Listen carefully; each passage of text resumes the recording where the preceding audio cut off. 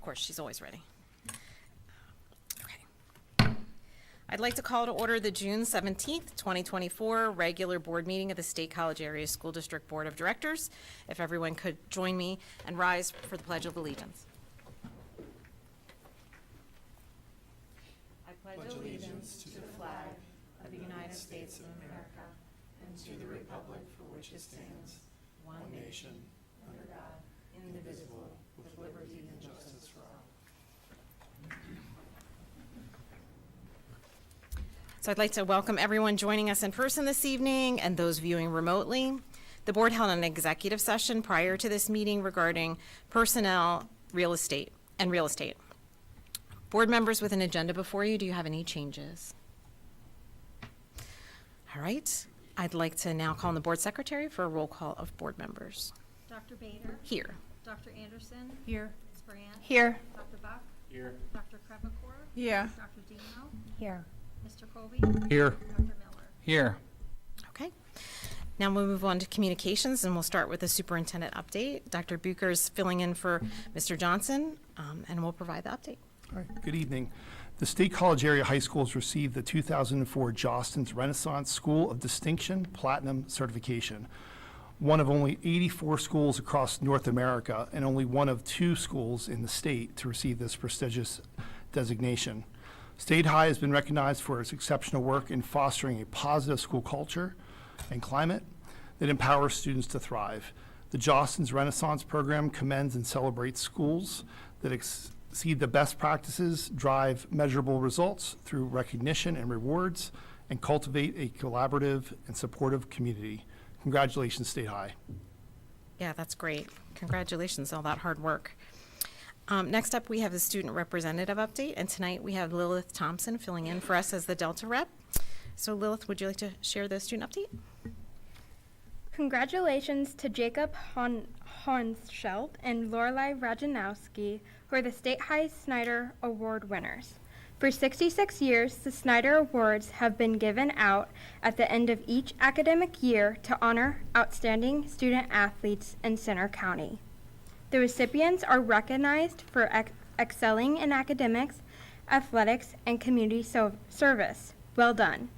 Four State College Little Lions FFA members competed at the Pennsylvania State FFA Convention last week. Catherine Coopy earned a gold medal in the Junior Prepared Speaking with her speech titled The Importance of Family Farms.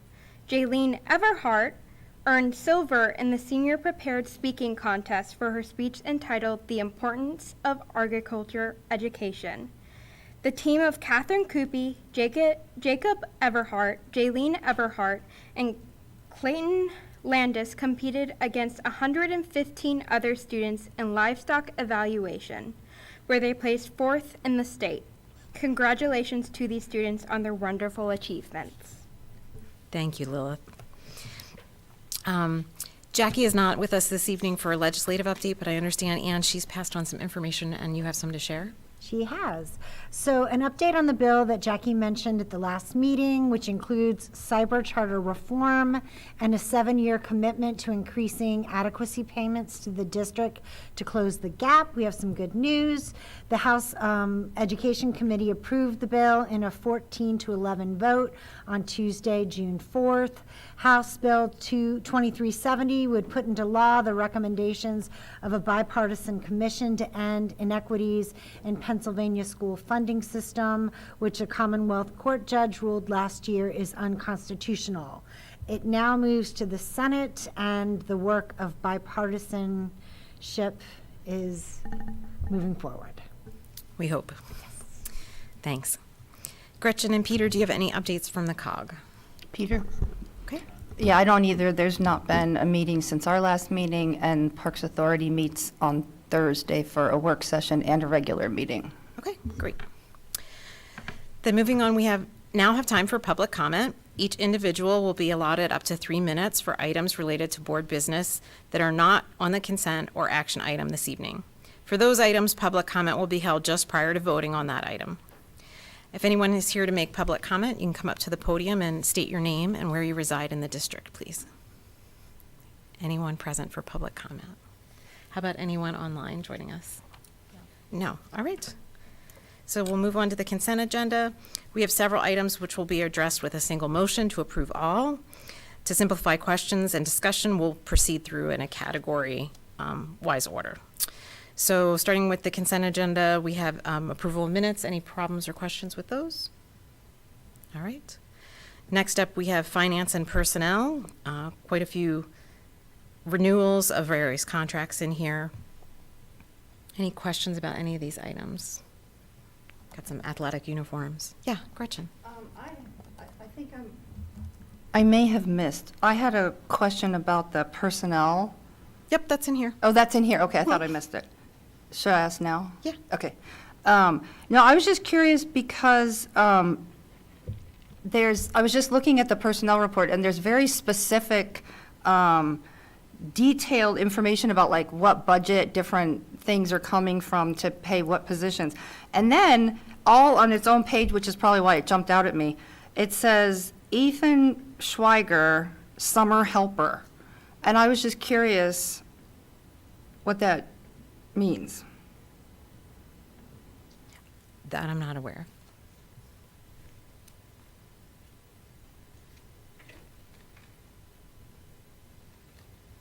It was on this new additions to the substitute listing. Yeah, I think it's page 5 of the report. Well, without having processed him myself, I would say that's either summer helper for physical plant or food service.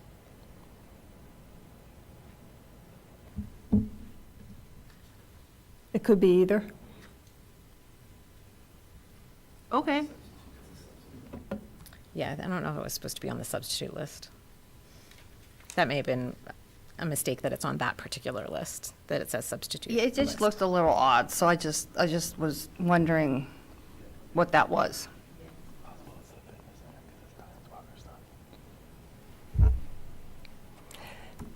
It is a substitute for the summer, but neither for physical plant or food service. Ah, okay. Thanks. Not a substitute, it's summer help. Gotcha. That's what it says. That's what it says. Thank you. Any other questions in the finance and personnel section? Yeah, Debbie.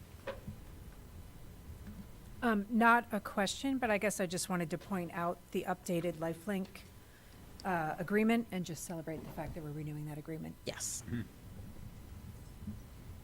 Yes, so this includes the facility use agreement with a move to the Boogie Building, along with a formal MOU regarding the mentorship process and our work with Penn State and how we work together. There had been a long time since any kind of formal agreement had been arranged, so both parties felt it was time to update and renew that, and make sure everything was codified. So we appreciate all the hard work from Penn State on working through that process to get that memorandum ready. Any other questions? Yeah, Gretchen. Yeah, I had just one more.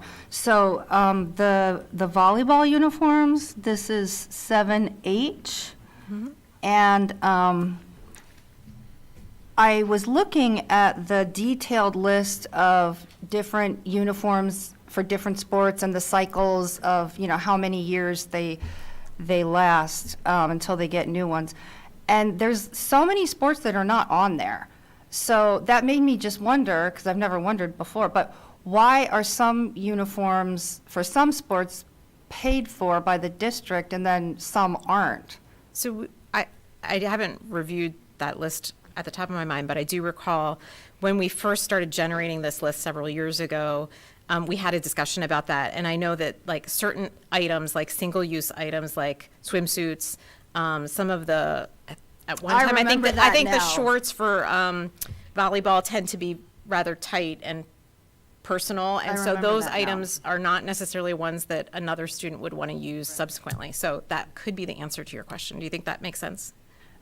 Yes, for those sports. I think there's some, though, where they're not so personal, but, and it's just an equity issue, and I don't need any details, but it's just something that I know we have talked about before, and it just is, it makes you wonder, in terms of equity, why is one thing paid for and another's not? So, but that was all I wanted to say. Thanks. Yeah, I don't. Dr. Bader, Yes. this is Randy. If a board member has a specific sport they have a question about, if they submit that to me offline, I will be happy to look into it for a future meeting. As far as what types of items within sports that are listed here that are paid for by the district or personal reimbursement or personal paid or through the boosters, we can have that conversation at a future meeting as well. Okay. I don't have a specific question on a specific sport. It was more like, how is it decided which sports get what? That was more what I was wondering. Okay. I don't have anything specific, Randy. Okay, thanks. Anything else in personnel and finance? Okay. In instructional programs, we just have one item, non-resident tuition waiver. Any questions on that particular item? Okay. How about for physical plant? We have some routine service contracts and projects for 2024, 25. Get tongue-tied with those years. Okay. All right, last category, I believe, policies. Any questions or problems with these? We reviewed these at a previous meeting, and they've been through Policy Development Committee as well. Yes, Peter? Yeah, so under Policy 806, child abuse, under sexual abuse or exploitation, any of the following, I'm wondering if under, I guess I'm not quite sure which thing this would be under, but either probably not participating in, but actual or simulated sexual activity for the purpose of producing visual depiction, including photographing, videotaping, computer depicting, or filming, if that includes deep fakes. If that includes what? Deep fakes. I have no idea what a deep fake is. Yeah, so recently, I had sent this to a couple of other board members too.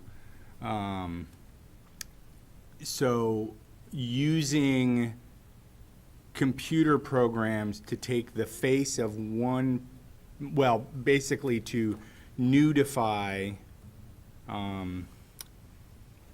other people. And so Putting there- somebody's head on somebody else's body. Yeah, well, it's even more advanced than that. So Okay, but but Similar. that- for yes, me, that works. right. So yeah, but it's more than that, and so it isn't actually a person's body.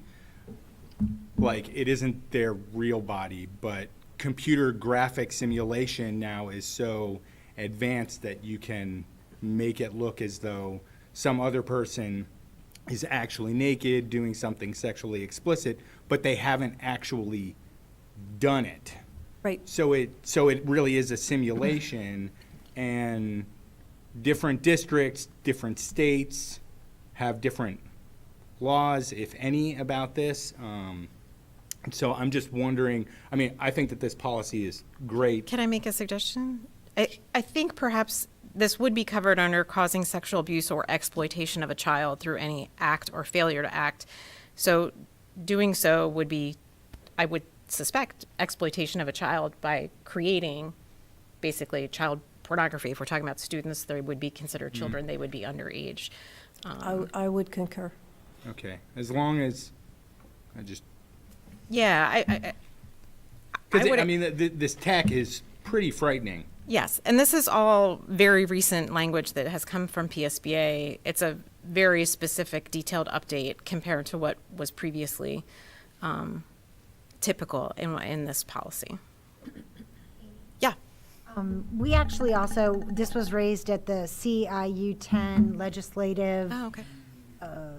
discussion panel, and there was a lot of interest from our local representatives, and the AP indicated that as of June 10th, there is seemingly potentially action. Pennsylvania State Senate on Monday approved legislation that would outlaw the distribution. So, I mean, I do think that if it reassures you, the policy, I think, covers it, but I think legislators are moving and seemed very motivated at that CIU 10 event. That's right, I forgot that we had talked about it there as well. As I usually state when we're creating policies, Gretchen, you guys know, you've worked with me long enough, Carlene. The broader, the better, because we don't know what's going to come up tomorrow. What's going to be the thing tomorrow? I don't even know the thing today. So to list might limit your capability of covering something new and different tomorrow. So to have a broader statement, as Amy read it, is better. Yeah. Yes. And we have a combination. We have some broad statements in that policy as well as some specific scenarios. Yeah, I'll send that episode of the Daily to everybody, because I think it was just a handful of people. Okay, great. Anything else? Okay, well then that covers policies, and that completes our items on the consent agenda. So I'd ask for a motion to approve the consent agenda items 6 through 10 as listed above. Buck, so moved. Colby, second. Okay, are there any last questions or discussion? Okay, any public comment on the consent agenda? Anybody online then? No, it's okay. Okay, I didn't think so. Then board members voting aye? Aye. Those opposed? All right, the consent agenda has passed. Dr. Bucher would now like to share a little information as a result of those items passing. Thank you, Dr. Bader. I'd like to recognize Susan Hipp, who is with us tonight. She'll be taking over for Jackie Saylor as our new State High Assistant Principal.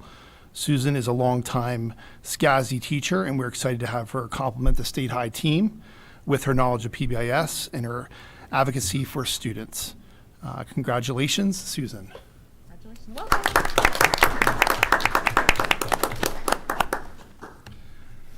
I'd also be remiss if I did not mention that tonight is the final official meeting for two longtime administrators, Linda Pierce, Executive Director of Human Resources, and Jean Knaus, Director of Student Services. They are retiring at the end of this month. Linda and Jean, thank you for all you've done for the betterment of our school district. Both of you have served our community well, and you will be missed. Congratulations on your retirement. Yeah. Yeah, on behalf of the board as well, we wish you the best and are so grateful for all your contributions over this long period of time to our district. Thanks. All right, so we can move on to action items for this evening. Agenda item 11A is a motion to approve the 2024 PSBA Legislative Platform voting delegates. This is shown in attachment 11A. Prior to the meeting, board members Deborah Anderson, Jackie Huff, and Aaron Miller all graciously volunteered to serve for this capacity. Do I have a motion?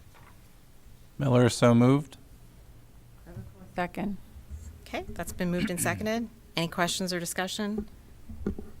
Yeah, we want them to do it, so don't ask any questions. Any public comment on this item? Okay.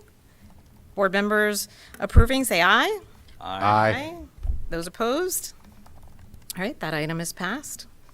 Agenda item 11B is a motion to approve a PSBA legislative platform proposal. This is shown in attachment 11B. And being this is the first we're seeing this, I know, Anne, you have some information to share from Jackie Huff, who proposed this item. Yes, I'm going to be reading a statement from her. So starting now. While there are pros and cons to implementing algorithms to grade written assessments, I think it's imperative that we discuss it. Should we pass this item, it will be clear where the SCASD board stands, but then it will next go to the state PSBA platform committee. If they accept it for consideration, then it will be discussed by delegates representing districts from all over the Commonwealth. End quote. So I imagine we'll have some discussion on this item since it's the first time we're seeing it. And I know Jackie sent us a few articles as well with some background on this issue. And for the public, it's included on the agenda item, but essentially, this would be supporting to not be using artificial intelligence or some other means in terms of scoring statewide exams. And this is used in some states in the country, some as a preliminary means of screening with secondary human reads, and this is for usually just for the written portions of these types of exams or short answers. So, anybody have any comments or thoughts they want to share about this particular item? Yeah, go ahead, Anne. I mean, as a parent of a student who has just gone through multiple exams, I think that there's a sense, at least from my student, that he would like someone to read them, not a machine. I think it's a chance. I just, he is resistant, and so I will speak in behalf of him. And I think a lot of students who want their work graded by humans. Lilith, do you have any, I'm not putting you on the spot, but you're welcome to share any thoughts from that student perspective of like when you do your keystones and things like that, how would you feel about having algorithms or artificial intelligence, give the preliminary scoring of your responses? Do you have anything you'd like to share? Well, I'm a student that hates tests, like probably most students, but I also have dyslexia, so that's also, and my dyslexia is like underneath the scale, and so like I don't have any help by the state because of how unserious my dyslexia is on the scale of dyslexia. And so I haven't had a lot of help, and I would like help, but I know that other people need more help than me. And having a technology grading it will probably make others' lives much more easier. But I do feel like more people would be more like if someone is grading your test or reading your test for you, it's much more like sympathy, and like, because like everyone has gone through school and everyone is can sympathize with someone else's grading and how they write. Because I know like depending on how you read something that someone has written, you can either read it and you don't know what they're saying because their handwriting is really bad, or you can read it and people are like very bumbly when they're writing, because I know that sometimes I just can't get my thoughts onto a page, especially when it's like testing, because I get very anxious and nervous when it comes to tests. So I feel like if someone is reading my work, I feel much more comfortable because I feel like they will understand what I'm trying to say, while a technology will just look at what I'm trying to write and just be like, you didn't get it right. You didn't follow what you were supposed to say, when I was actually kind of answering the question right. Yeah, that makes sense. Thanks for sharing that. And as a parent of a dyslexic student, I very much understand what you're talking about. Yeah, Dan. I just want to point out, I think it's the first sentence in the rationale in the memo. If they're going to if the question's deemed important enough for a written response from the student, then the state should reciprocate that and have an actual person reading that to grade that. I agree with that 100%. Yeah, I appreciated the way Jackie phrased that. I agree. Fantastic. I think for me, the biggest issue is that as of right now, most artificial intelligence and algorithmic approaches, while some states are utilizing what they consider to be their own set of data to train these systems, they still are prone to bias. And we know that everything that, artificial intelligence, a lot of the things we're seeing currently generated online and other places, bias is baked in because we have bias in our society. And so that's really concerning. And I know Jackie shared one of the articles that talked a lot about how certain demographics were scored higher or lower by certain algorithmic issues. And for me, that's really the biggest concern. I do understand why some states have gone this way in terms of speeding the process and saving money. I agree, though, that if a student's giving a response, we owe them some degree of attention and care about that response.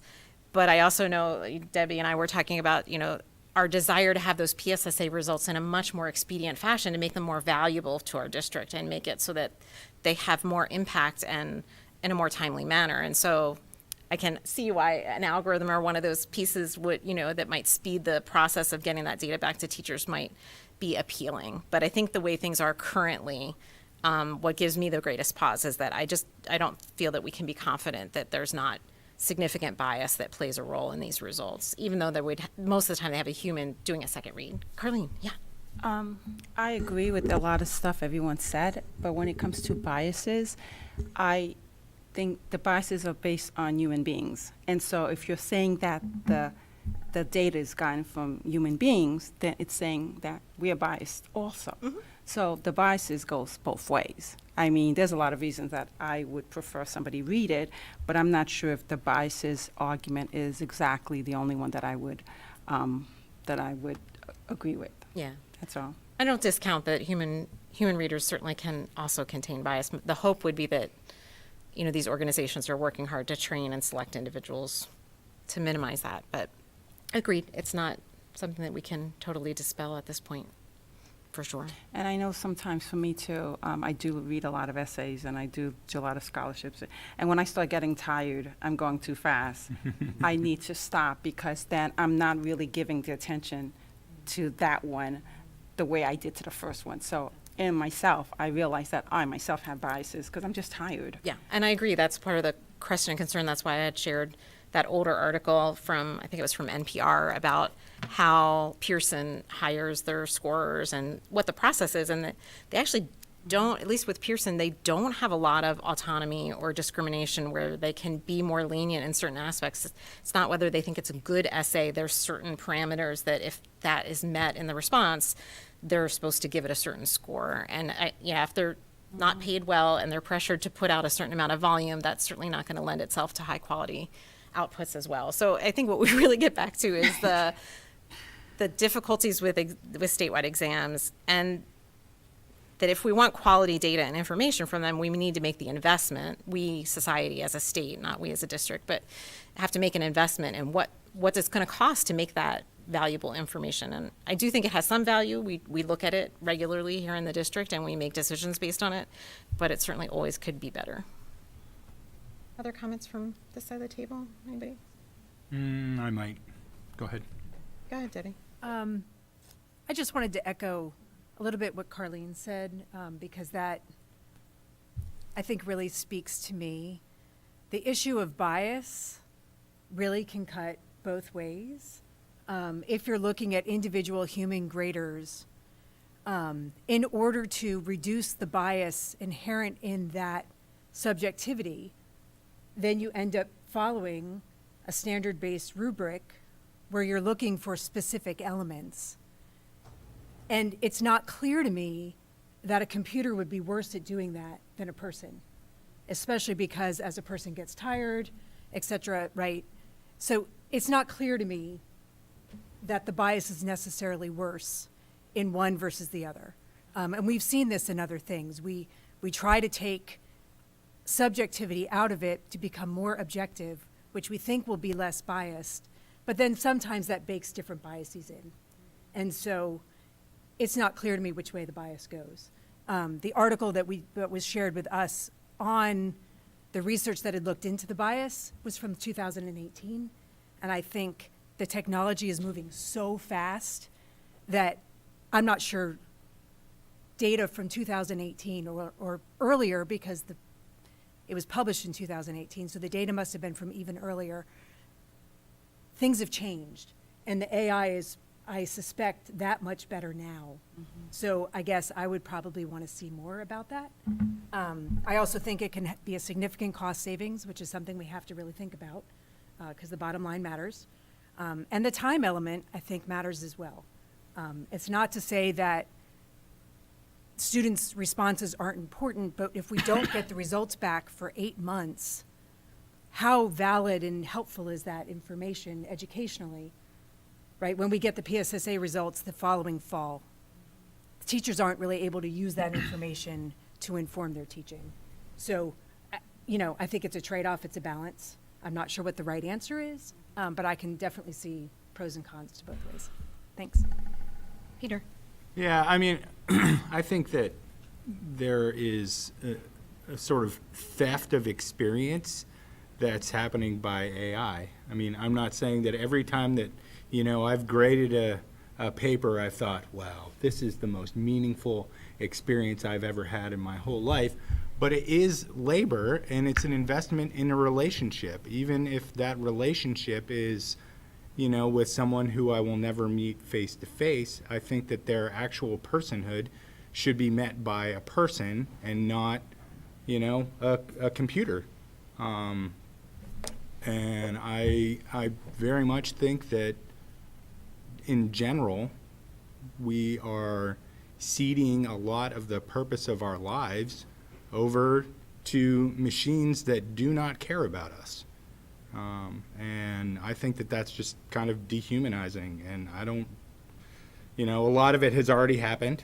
I can't really stop or reverse things that have already happened, but I don't want to say yes to something that is in some sense an instructional relationship about nurturing between one person and another and giving honest feedback between one human being and another. So I really like this.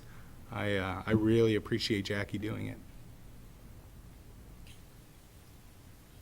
Dan. Just to piggyback off what Deb said, I mean, there's no guarantee that even if the state would move to that AI model that we'd get the results sooner. I mean, look how long they've been trying to fund schools. Yeah. So that's It's a fair point. Expeditious could be a subjective as Right. well definition. Aaron.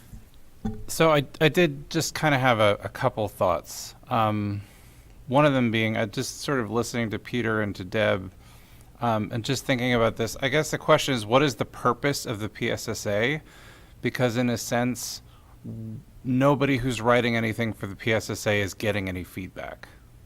We're getting scores out of it, and we're using those scores to inform, where do we want to put our attention, how much time do we want to put into things. But the nature of state standardized tests already takes out a lot of that humanity in the first place. I think the fact that we're boiling it down to a number means that the PSSA and other standardized tests really don't have any value beyond that. And the value comes from the scores that the students get from the teachers who know them. Because to Peter's point, learning it's a relationship-based activity. I'm not sure that the PSSA, I don't agree with the idea that we should use AI to score human written essays. I don't like the fact that I as a human have to score AI written essays from time to time.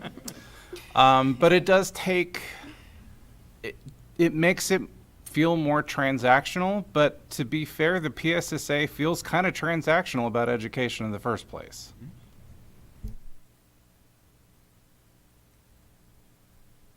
So I will agree, but I will also insert the caveat that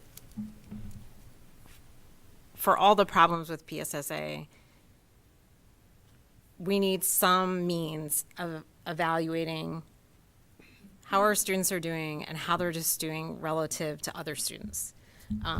In terms of, we've had conversations here that, and this was part of our book club that we read for the spring and going into the summer that we're going to discuss at our board retreat, is, making sure we're making decisions about resource allocation, time allocation, as you said, and we're putting it in areas that we think will have impact and are areas of need. And oftentimes these statewide assessments are the tool that we use for that. Are they a great tool? I agree, not necessarily, but they are the tool we have as a means of making some comparisons. So, we're a little stuck between a rock and a hard place. I do think we have to look at something, and I think this is the tool we have. So, yeah. But that kind of gets back to the point of it's the tool that we have. If the idea behind the PSSA or other standardized tests is to get a standardized idea of where students fall, then AI itself, could represent standardized grading.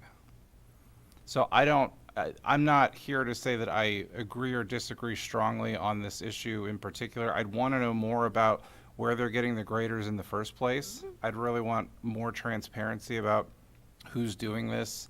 It says in the memo itself that, we want them to have readers that they feel rise to that certain level. Well, what does that actually mean, and what does that look like? And then based on how, if we want to make use of the PSSA data, and we're expecting people to read these essays, it just feels like we should get more useful information out of them, like actual feedback from it, but that's just a personal. Understood. It has its challenges, for sure. Other thoughts or input? Can I just? Yeah. This is our decision to go forward, to put it on for a larger conversation with a lot of other people in other districts. So this is the point I was going to make when we were done. Yeah, I agree. Sorry. So this is just expressing, were we to pass this motion, it would express that our board majority supports this concept and idea to be taken to the larger statewide delegate committee and be a discussion topic for a potential platform proposal. And I don't know that every submission even gets that far. I think there's a screening process that would occur by PSBA, whether they even want to bring that to the delegation. So, yes, so this is mostly a conversation and an opportunity to maybe nudge the state to start discussing these concepts and ideas. But it is an action item for us. It is an action item for us right now tonight, so when we're done discussion, we'll vote on whether we support moving that forward. Yeah, we will need a motion. Yeah, Sorry, we went from presenting some background and kind of jumped right into discussion, so if someone would like to make a motion regarding agenda item 11B, I would be open to that at this point. Miller, so moved. Buck, second. All right, so that's been moved and seconded. Any last other comments or questions that people want to comment? Have any thoughts you want to share, Dr. Bucher? Yeah, so I think everyone presented some good pros and cons. There is definitely some pros and cons both ways. I guess my caution would be, or the question would be, the timing. It seems a little rushed. Maybe it's an urgency. My biggest hesitation is just, do we need to jump on the AI merry-go-round at this point? Do we have the state, you mean? Yeah, Yeah. or this board. Does the decision need to be made now? Or can it be thought out a little bit more as far as what our response is, knowing that it's a triple-up effect? So I think you guys did a nice job presenting both sides. And I can see merit each way, but just questioning the timing. Yeah. I think part of the reason we are having unfortunately short discussion and that this came directly for action was some timing issues in terms of getting it forward to PSBA in order to potentially be on the docket for the fall. So, yeah, we did have a kind of collapsed time frame, unfortunately, when this item was raised. Oh, there was one comment I wanted to reply when Aaron was talking about, when we question who the people are, and this is one black hole. I don't know what organization Pennsylvania works with for PSSA. Oftentimes they're these big corporations like Pearson or others, and they keep a lot of things very private, and they're not necessarily open with how those decisions get made, how do readers, what are their requirements or things like that. That's not always publicly available. I'm not saying for sure that's true of Pennsylvania. I didn't have a way to find that information. I briefly tried to look and I couldn't find really much more. So I'm not 100% certain, where PSSA, who writes and scores our PSSAs, but that's a question, when we're talking about this particular issue. Okay. Any other input people want to give before voting on this item? Okay. Any public comment on this item? Okay, none in person. Then board members voting aye, please raise your hand. Aye. Aye. Those nay? Nay. Okay, done. All right, that item is passed, so this may or may not be a larger discussion through PSBA. I think it's worth talking about. So we'll move on to agenda item 11C is a motion to approve SEAL's participation in Child Care Works subsidy as shown in attachment 11C. Miller, so moved. Colby, second. Okay. So this motion would allow our SEAL after-school program to be part of the statewide subsidy program so that families who qualify would be able to get subsidy dollars in order to have their child in aftercare. Any questions on this issue? And this is as a result of our licensure certification. I just wanted to make the point, this is really one of the biggest benefits of us going to this model where we're operating as a child care center, because they've had this money at the state level, and it feels like we've kind of, the district has kind of left it on the table, but now, we have access to it. So I think this is pretty exciting and a good move. Agreed. Because the district was providing some scholarship funds to assist some of our neediest families. And while we will still be doing some of that, this will help, supplement those dollars with state dollars. Any other comments or questions? Okay. Board members in favor, please say aye. Aye. Aye. Those opposed? Okay, that item is passed. We can move on to information reports. Next on the agenda, we have Jean Knaus going to provide us with an update on the district's health and safety plan.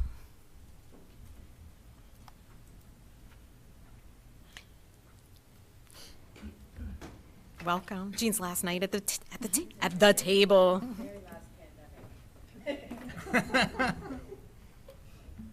Okay, so I don't really have much to share with the pandemic, the COVID-19 update. Is there any questions anyone has about that? It's our last one in the sense that we just need to get through the next 6 months, right? So, okay. Well, then I'll move right into the next. Yeah, so this is, and the safety plan is tied to some of the funding we had gotten, correct? So that's why this is the last one we'll be doing. Yeah. Yeah, so Jean's going to also provide an overview of the 2023 PAYS report, along with the 2023-2024 student mental health data. Okay. And Stephanie Beaver, I believe, is online too, so she's here to, she can add anything we have to share together. And I would like to thank you for allowing her to be with me. Really has made me realize how much an assistant would be very nice in this position. So I'm just going to plug with that one for Stephanie. So we'll just jump right in here. So I'm going to go over the PAYS summary. I'm going to talk about the BASC over the last couple years, and then some of the expenditures for the mental health and data related to that for this year. When we talk about the PAYS summary, we talk about these areas: risk and protective factors and high prevalence of early initiation of drugs, social emotional health, and bullying frequency. This is real important because I feel like you need to see kind of the trend, and where it's yellow is it's increasing in numbers. So when we look at SLD, ESL, homeless, free and reduced lunch, those always come with more services. And so while our numbers are increasing, I think that's important for us to see that our services increase also. So I thought this was important for you to take a look at. While our actually enrollment is going down a bit, our other numbers are increasing more. So the purpose of the PAYS survey is to provide benchmarks, help indicate whether prevention and treatment programs are working, and assess the risk and protective factors. This slide is really important just to show you the trend over time. We really are in the 72% for the most part. This year was 76.8, so that was pretty good. Just that you can look at the risk and protective factors, what the cut scores are, and the confidence intervals. And so this is just important to reference back to when we have a chance. I'm not going to really spend a lot of time on this slide. So what we want to keep in mind is risk factors are better if they're lower. So we look at high risk factors to see what we want to target. Protective factors are associated with behavior outcomes that are better, and we want to look at the high ones. Okay, so high is good there, low is good in risk, high is good in protective. We look at the high of the risk to find out what we need to target our behaviors on. Make sense? Okay.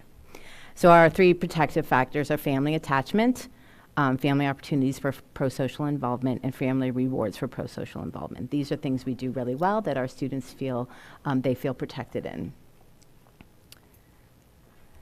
Our risk factors, parental attitude towards favorable toward antisocial behavior, which could have a lot to do with our tailgating tendencies in this area, sensation seeking, which is a new one, and then low commitment towards school. I wanted to talk a little bit sensation seeking. I didn't really give you the definition of that. I felt it was more important to look at the questions that were asked there. Done what feels good no matter what, done something dangerous because someone dared you to do it, done crazy things even if they were a little dangerous.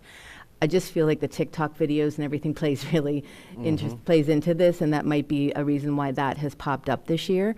But again, we don't really know the specifics of that. We just know that it's something that we want to keep our eyes on. So data focus areas, we're going to talk about alcohol, tobacco, and marijuana. These are Altoid, the alcohol, tobacco, and other drugs, social emotional health, and bullying frequency perceived reasons. So the past 30 days, what I want to point out here is we really want to look at this like teal color here for 2000. This is us in 2023. The state is this blue color. So the state here with alcohol, way up, we're going down in every area, which is really nice to see. When I first started here, this was like the big thing, right? Not mental health. It was all about alcohol and marijuana. So they're really nice to see that go down. Social emotional health. Oops, sorry, go back here. Mental health concerns, past months overall mental health was good. We want to see this high. We are the orange, the state is the teal color. So this is good to see here. All in all, I'm inclined to think that I'm a failure. We've gone down. Again, we're the orange, the state is the teal. This is the prior year, 21. So we're looking at pre-pandemic, during pandemic, and post-pandemic. So we're seeing all those services that you have approved and put in place for mental health, it's working. We're seeing some really great data. We're back to where we were prior to the pandemic. At times I think I'm no good at all. Sometimes I think that life is not worth it. Felt depressed or sad most days in the past 12 months and then had self-harm. Not that any of this is good. It's just nice to see that it's coming down. Social emotional health, this is the suicide risk. So sad stopped doing usual activities. And again, this is the orange. We want to see this to be lower. The state is the teal. Again, we have the before, during, and after the pandemic. Seriously considered suicide, planned suicide, attempted suicide, and needed medical treatment for suicide attempt. Now, what they're cautioning here is that this question here was yes or no, and before it was have you ever. And so they're saying kind of proceed this with caution. We could look at this many ways. We could look at this, it was so severe they needed medical treatment. We could look at is the stigma's going away where they're getting medical treatment. I would like to think of it as that way. What I wanted to point out is that the only students that answered the attempted suicide question got this question if they were hospitalized. And then this is 3%, which is 51 students, and 18 needed medical treatment. So if I put a number to that, I thought it was important really to kind of emphasize that to everybody. Looking at the PACE data, I sort of divided this up a little bit. I had a few of you take a look to see if it made sense, but I wanted to really follow a class here. So this is taking the same felt sad and depressed most days, seriously considered suicide, planned suicide, and attempted suicide. This 6th grade here at the top, 2019, is this 8th grade, which is this 10th grade. So we can look at the increases going here, really start some targeted behavior. What's important to look at this one is that the red is an increase, which is a concern, and the blue means we've decreased, which is good.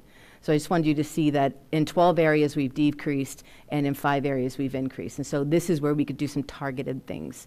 Like some concerns like 8th grade down here at the bottom is 16, 6th grade was 12 this year, 10th grade was 27.8.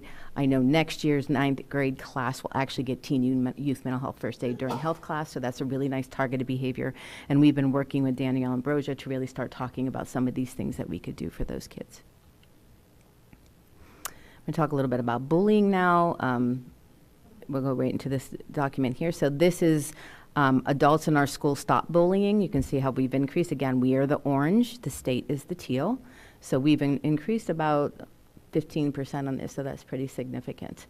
Inappropriate sexual contact through technology. We're doing a really good job of saying no sexting. I'm sorry. I think Dan had a question. Yeah. On this slide specifically, so from 21 to 23, more of our students feel adults are stepping in when they're being bullied.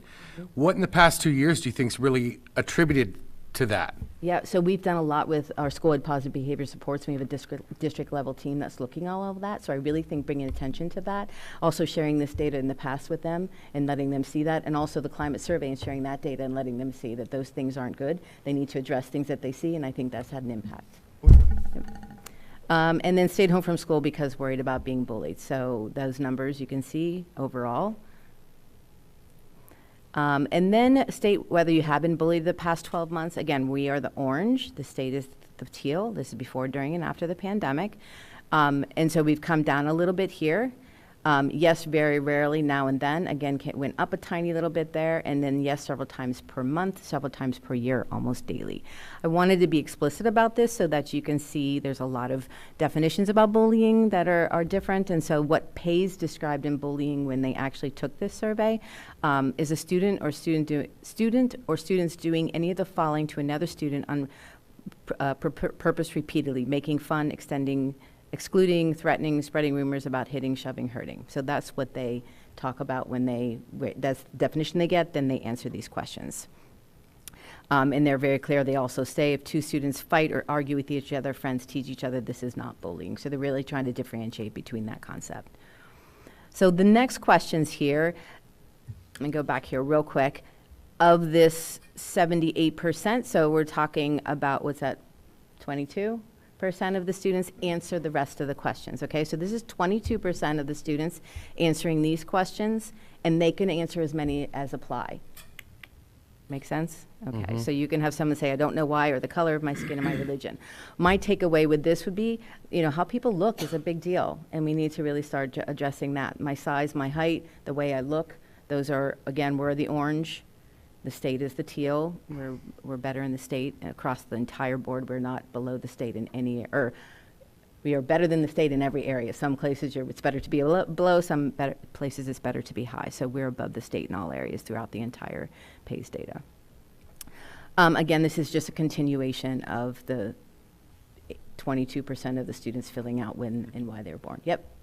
I mean, this is probably deeper than we need to go now, but the social conflict, like what do they consider social conflict? Because I also saw a part where it said like a dispute between friends, like that could be a social conflict as well. Yeah, I can't answer that. I don't really know. I'd have to go back into That's the fine. PAYS data. Yeah, Yeah, but honestly, if you go to page 54, I put the page at the top of this, and it's actually linked into the website Okay, yeah, already. I'll dig You in. can go right in there and Thank start you. digging. You could go down many, many rabbit holes I'm with sure. this thing.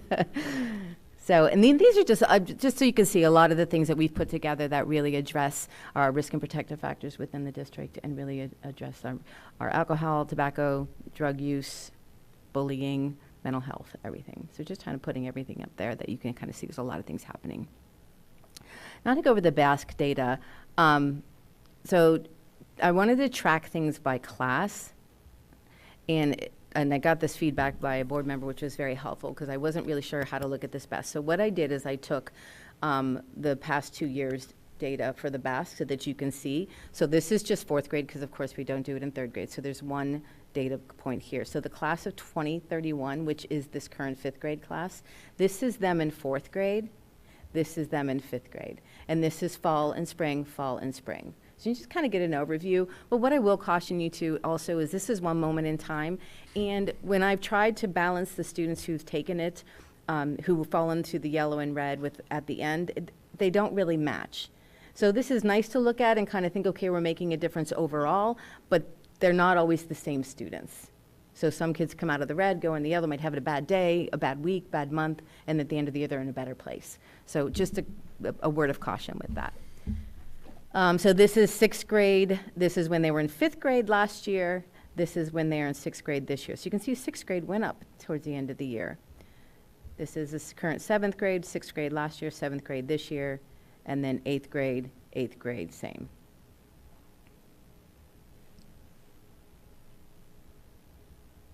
I'm not sure why it won't come up with that.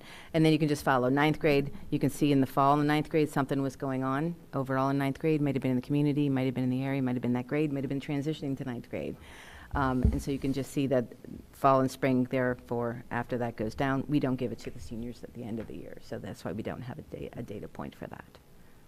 Any questions related to the BASC? Yes. One quick question. Is Yep. this the same response rate as with the PACE survey? Or is this part of the PACE survey? So this is different. This is a self-screener, and when we started taking the PACE data, that we've been doing it every 2 years since 2000, what we found out is what was really frustrating is that these are anonymous, and we can't find these kids who we know, like by 10th grade, are really struggling with anxiety, and we wanted to self-identify them. So this is a self-screener that are identifiable, so we know these kids. We know them by name, we know them by their score. We can go in if they got a red and yellow. We pull every student that has a yellow or a red that has elevated or extremely elevated concerns, and we come in and put them in groups, talk to them, give them therapy, those types of things. So you select the students who do this, or Nope. they self-select into it? Nope, we offer it to all 4th through 12th grade students to self-assess, and then teachers actually do a student screener in K to 5. So these students, we have some that opt out. There's probably 5% of the students that opt out of taking this and don't want to take it, but for the most part, the majority of our students are. And that's true, like, through high school? Yep, Okay. yep. Yes. So do you know, is ninth grade like this every time we do the survey, where it's quite high? So this was 9th grade. This was this class that was last year. Right. I'm I'm just wondering, is it going into high school? Like, do you This see it is- year after year? Is it going into This was the high 9th grade. This school? would have been 9th grade last year, am I right? Yeah, right? Yeah, but I mean, is this Like as far just as the this year? transition, it's hit or miss really, because sometimes 8th grade is in there too. So it's really just looking at a particular class. Sometimes it's looking at what's happening in the community at the time. So it's not necessarily consistent for ninth It's grade? really not. Okay, Mm-mm. thanks. Yep. So overall, this is kind of our mental health numbers in a great comparison, and you can see we have gone down in every area, from the number of SAP cases to the number of mental health referrals, who we've seen through her clinic, and then each of our clinicians and what they've seen. So our numbers of supports are coming down also, which is, we're making a difference, and we're not seeing as many kids because they're getting the services they need, and we're accessing services in the community, doing a lot more case management for students. This is our comparison with the HER Clinic, which we've been working really closely with for 3 years now. The number of clinicians have gone down, number of hours have gone down, the number of supports that they've had, but the data showing that it's working and we're doing good work. And then just a quick overview of the expenditures. These are what I anticipate to be the contracts for next year related to mental health. I added Gaggle in there. We did that this mid-year. So they're pretty much the same. We actually are going to have 2 grad assistants, one from the HER Clinic and one from the Psych Clinic, so that's pretty exciting. And then this is an overall expenditure, just so that you can see where those contracts are coming from, what funding source. So Jean, out of those, the foundation and the PCCD, I mean, I know we often note when we're using PCCD money in our budget, but it's not from our revenue, it's state grant money that we're using. And then the foundation would also be outside money. But for the special ed, student services, and district comm, those are all like standard budget areas, right? Just for the public to understand where those dollars are coming from and how we account for them. Correct. They're in our budget, and most of them have been. Yeah. For quite some time. Yep. I just want to make sure I had that right. Yep. That's it. I just have one additional question about the bullying data. Kind of just branching off of what Dan had asked about the social conflict. Over 40% of students say that it's some other reason. Do we know what the other reasons are? No, it's what's not on here. And remember, it's 40% of the 22. The 22% of the students that said they weren't bullied, those are the ones that said that they were bullied. Right, but and that's 22% of the 75% who answered it, is that right? Yes, so Okay. it's 22 of 78 said they're not bullied, 22 said they are. Those 22 then can mark as many as apply. Like, so Okay. I might have been bullied because of the way I look, and then I don't know why. So they were able to mark those as many as they wanted, mark all that apply. Okay. Does that make sense?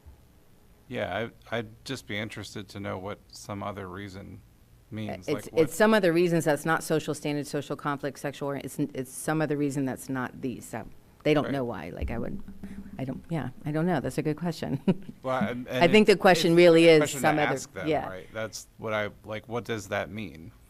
Because I mean, I would just be interested to know, that's a pretty significant number. And just to understand, like, what bullying looks like and why it happens and really how to address it. Yeah. This, I've said it before, I really think it's helpful to get even focus groups just to ask students, like, what does this look like? Because Yeah. I think this is really helpful as a starting point, but I think there's a lot of context that gets missed that is represented in that some other reason is 40%. No, that's a really good point. We did a focus group many years ago. We could probably, it would be great to bring that back, and we actually did it on the PACE survey and kind of asked them what were you thinking at that time, and we got some really great feedback that we weren't expecting. So that's a really good point and easy to do. Pick the next year's 7th graders who are had it in 6th grade, 9th graders who had it in 8th grade, and just kind of get their thinking on that. Yeah. That's a really good idea. I think it would be helpful. Yes. Yeah, I just want to ditto that and ditto what you just said. Yeah. Erin said that before, and I think that's I would really appreciate that. Yeah, it's a really great way to just target that, what's going on. Yep, for sure. I'll put that on Stephanie's list. I mean, I wish we could incorporate changes into the actual survey, but the survey's written by the state. So, but following up on it from our end is certainly another way to get at that information. We have some people in the community too, even like our point of contact, Kathy Arbogast, would come in and do that with us and really get a lot of stuff that she would need also and would help us. So, yeah. Anything else? Thank you. Thanks, Jean. So next up, we have District-Wide Facilities Master Plan. Mike Fisher is with us this evening with Jeff Straub for that update. Welcome.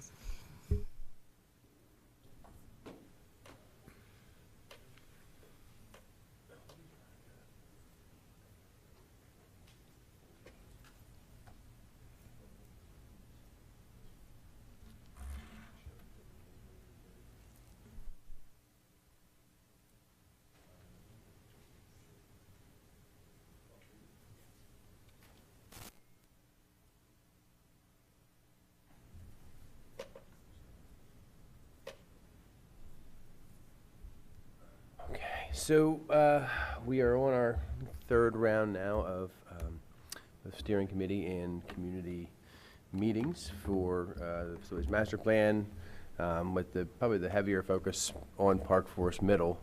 So we've made, I think we're 4th or 5th iteration now, going back and taking all the community input and the steering committee input. To where we think we're doing pretty well with I think our latest iteration.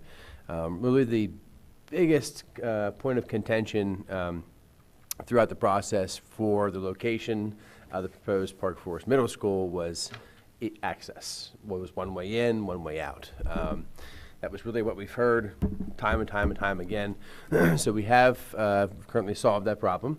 So the district did purchase 7 acres along Valley Vista, which is allowing us to add a second means of egress across from Amblewood Drive, right? So right now what you'll see tonight is actually we have 2 means of egress, one across from Amblewood and then the current one, Little Lion Drive. So our last round of the steering committee, we did hear some really positive feedback from people saying that, we appreciate, we can see that our feedback is getting into the design and they appreciate that. So, and with that, I think I'll turn it over to Mr. Straub to kind of go through. Throughout the building, the one exception being at the van access, that's sort of your multiple disabilities, autistic, that students need more support, and we'll be sort of more focused in that area throughout the day. So, okay. So that's a quick update of some of the presentations that we've made recently. There's a lot up here on this slide, next steps, but probably really the takeaway is we've spent the last 3 or 4 months, and there's been a lot of interaction between all the stakeholders at all levels. Now, obviously, we're all stepping away from the summer time period. What that gives us the advantage of now is we're going to be sort of drilling down onto the components that don't require as much interface.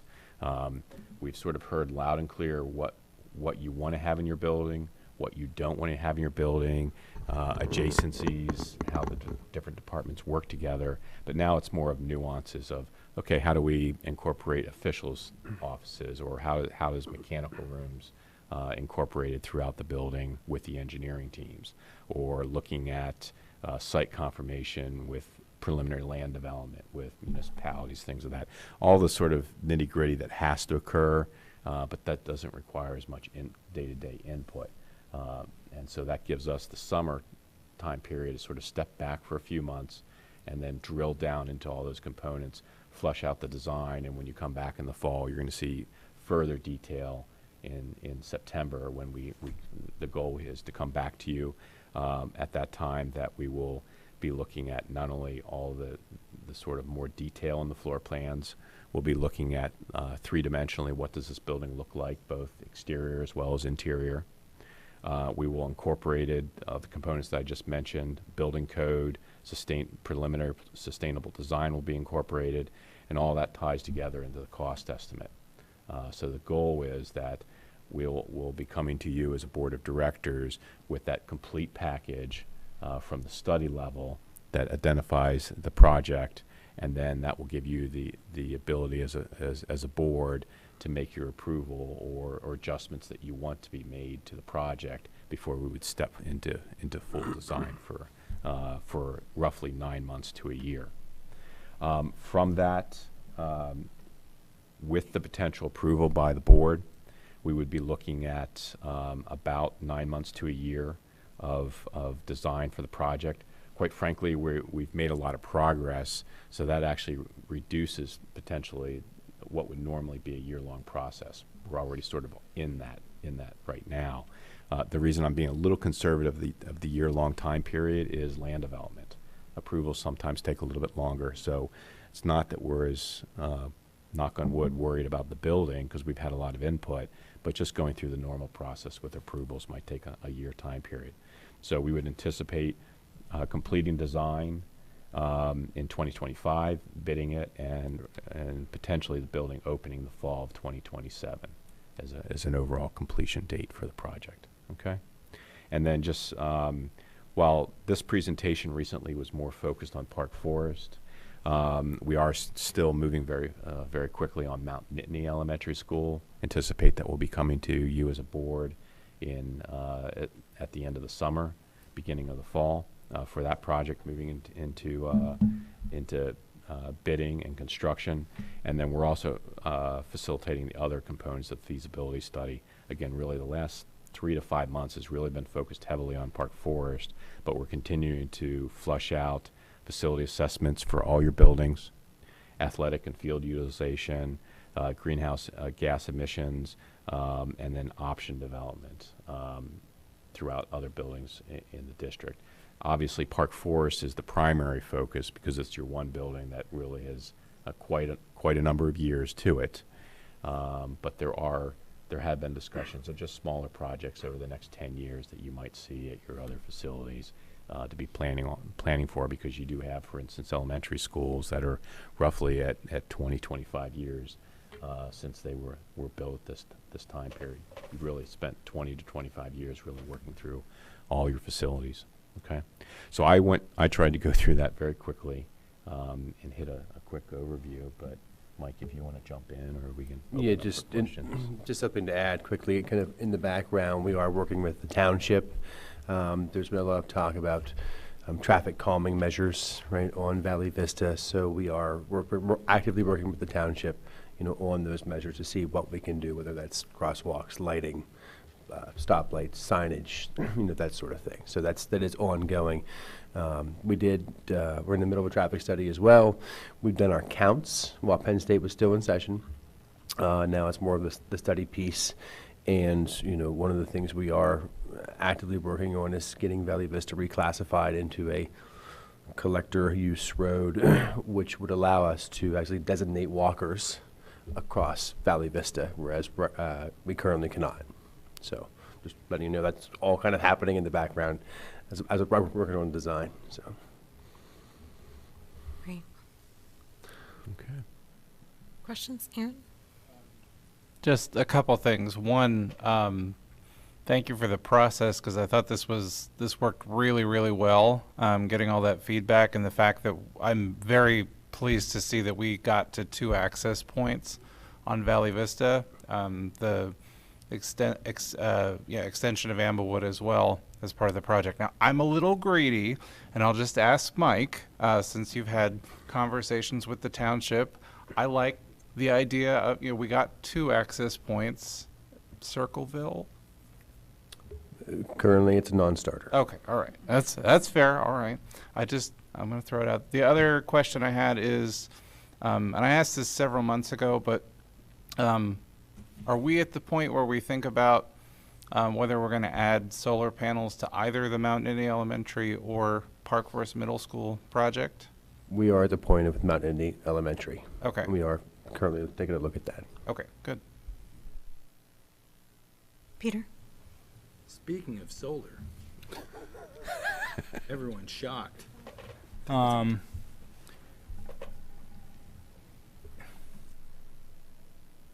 Is there any way to turn the building to make it more directly south-facing?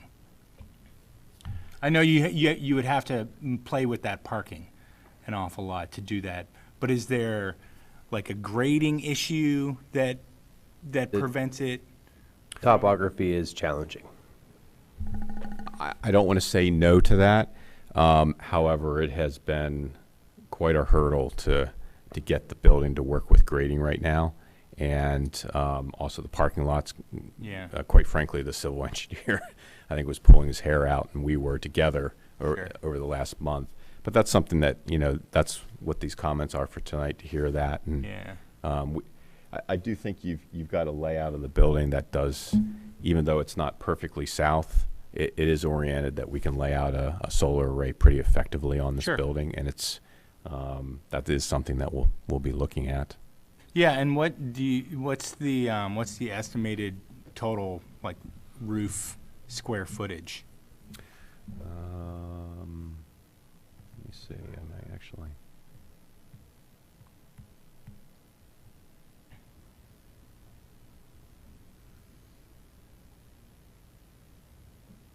About 150,000 square feet. Cool. That overall roof.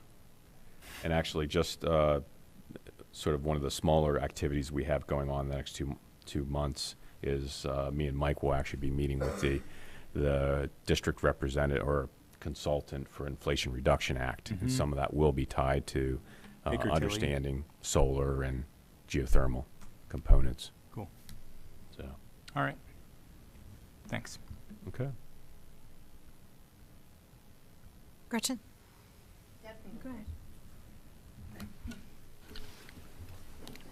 I had 4 questions. One just arose to me because, we don't, for very good reasons, have the plans in front of us. We just got them tonight. So that slide that you just had on, with the purple and the green classrooms, the special ed are green, and the other ones are purple, I believe. And just, oh, I see. So there's The blue- 11 are not special needs and 7 are? on this floor, correct. Okay. And is that, it just seems like, in terms of the ratio, like that's a lot of special ed That rooms. includes the multidisability section that's only on that floor, so those 3 That was my classrooms- question, yeah. He said, yeah, he mentioned that. Oh, you mentioned that. I missed that. Okay. So the other floors don't have that disparity of. Yeah, here would be an example of. Oh, yeah, like the that's a upper lot floor, more. There's a lot less. I see. So Okay. it's really that you have that autistic Yeah, multi-disability yeah. cluster. I didn't realize that was the floor with that. Okay, my second question is, in terms of the district-wide facilities master plan, because we're getting questions from the community, will the future of Fairmount and the current Park Forest Middle School building be a part of that master plan? It will be assessed, and options will be given as far as if we want to, for example, refurbish it or renovate either, and some of the cost estimates associated with that and the challenges. So for now, the answer, when somebody asks me that, I can say that will be addressed in the district-wide facility master plan, but obviously the decisions would be a board vote. Yes, we envision the master plan would give us, let us know what our options are and what that would cost. Right, like an assessment of those two buildings. Okay. Do we have any timeline for, I mean, obviously Park Forest Middle is the priority, but do we, just in terms of when the district-wide facility master plan will be complete or completed? When might that be? You want me to answer that? Go ahead. Okay. I think some of it's going to finish the end of the summer, but the overall component is going to stretch a little bit and is going to stretch into the fall. I'm going to pick on the Fairmount Park Forest discussion that you just mentioned.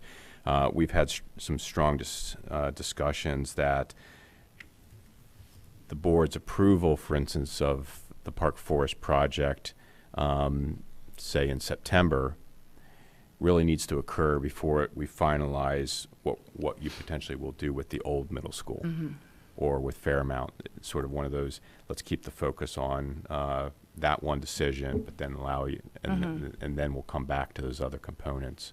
So would the answer when community members ask us be either the end of '24 or at some point in Yes, '25? I think that, if you're looking for an answer to give your public or Yeah. constituent, that would be Okay. the answer. Okay. Correct.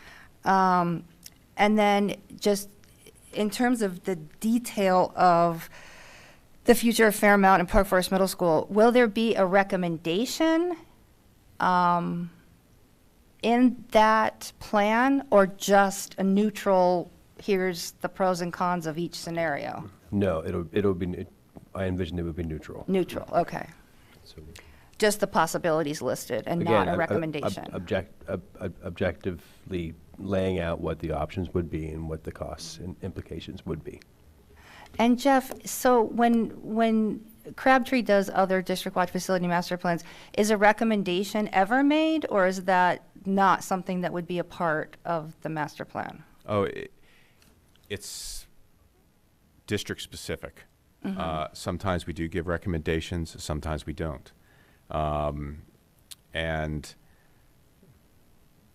like I'm going to say, if we were looking at, we're going in much more in depth with Park Forest, obviously, but say that we were just coming up with basic designs of ad reno or new construction, we would very often give a recommendation to that.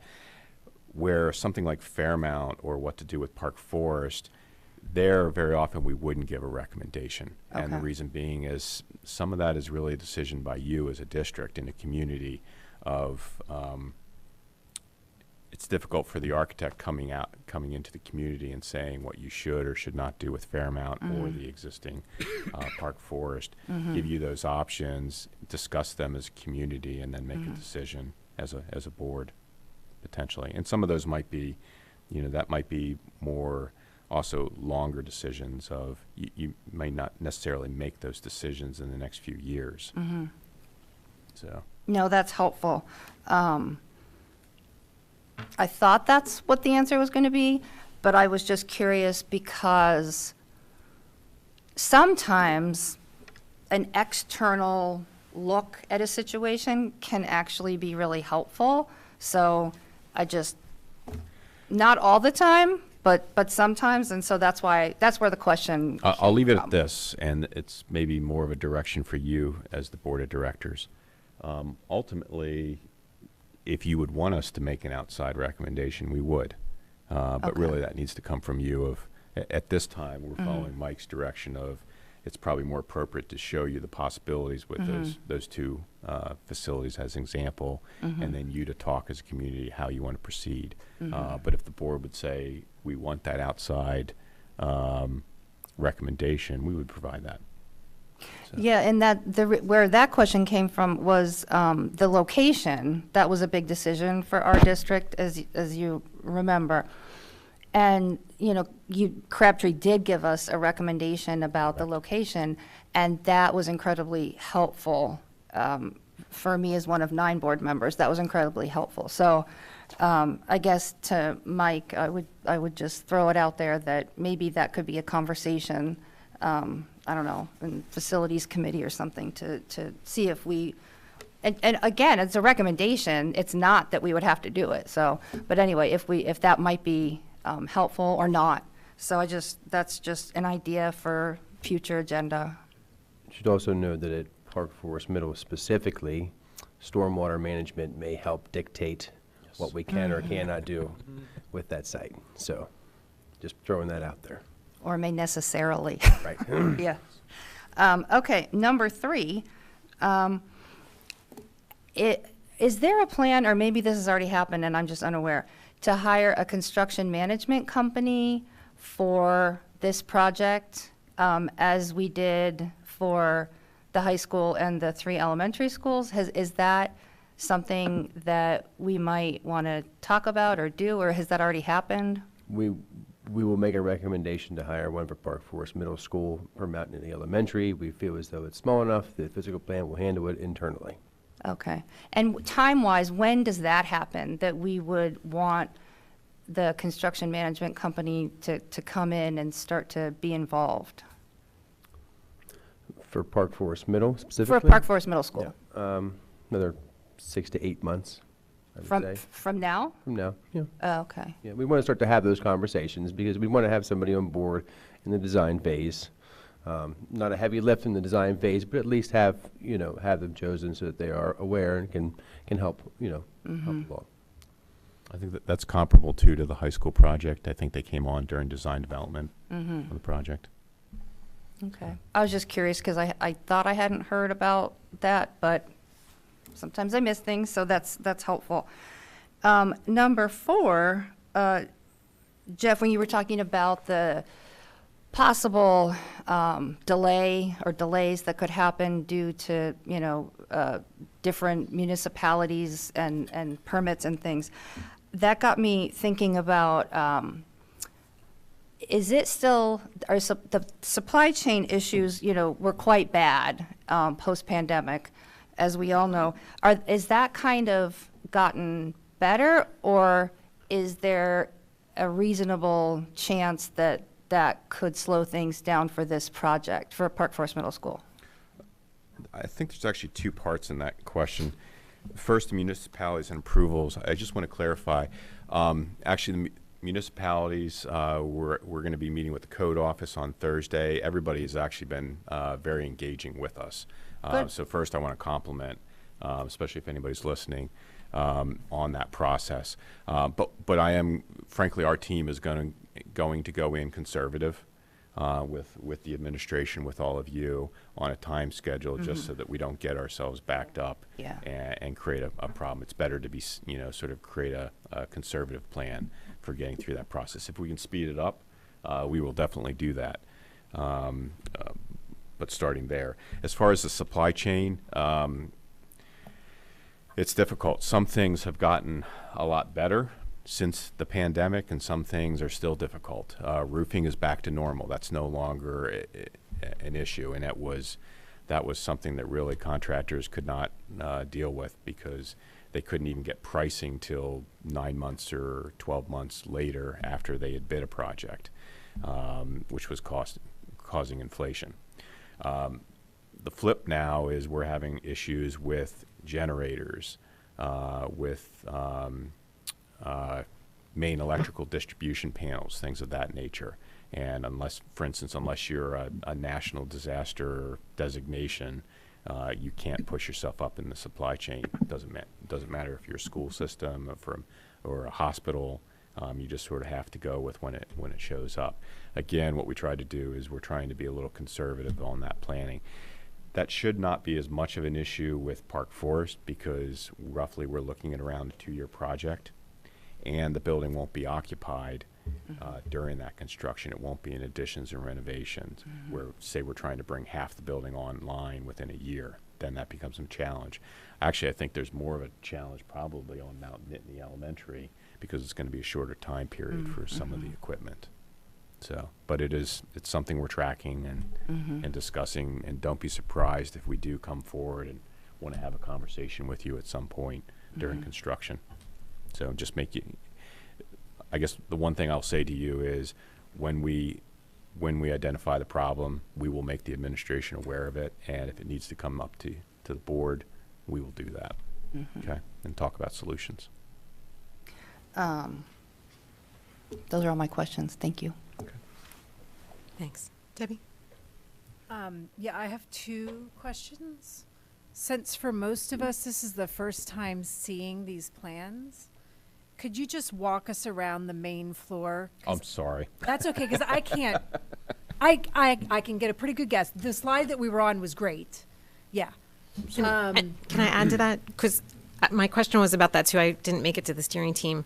Could you just point out, you talked about the tech ed and science things. Can you point out those when you go through that little I'll do walkthrough? that. Maybe I enter, apologize. go left, and then let's walk around. I wish we Trying had to a see if I pointer. can get Does the anybody have a cursor. pointer? There we go. There we Yeah, go. there's- Yes, Okay. there you go.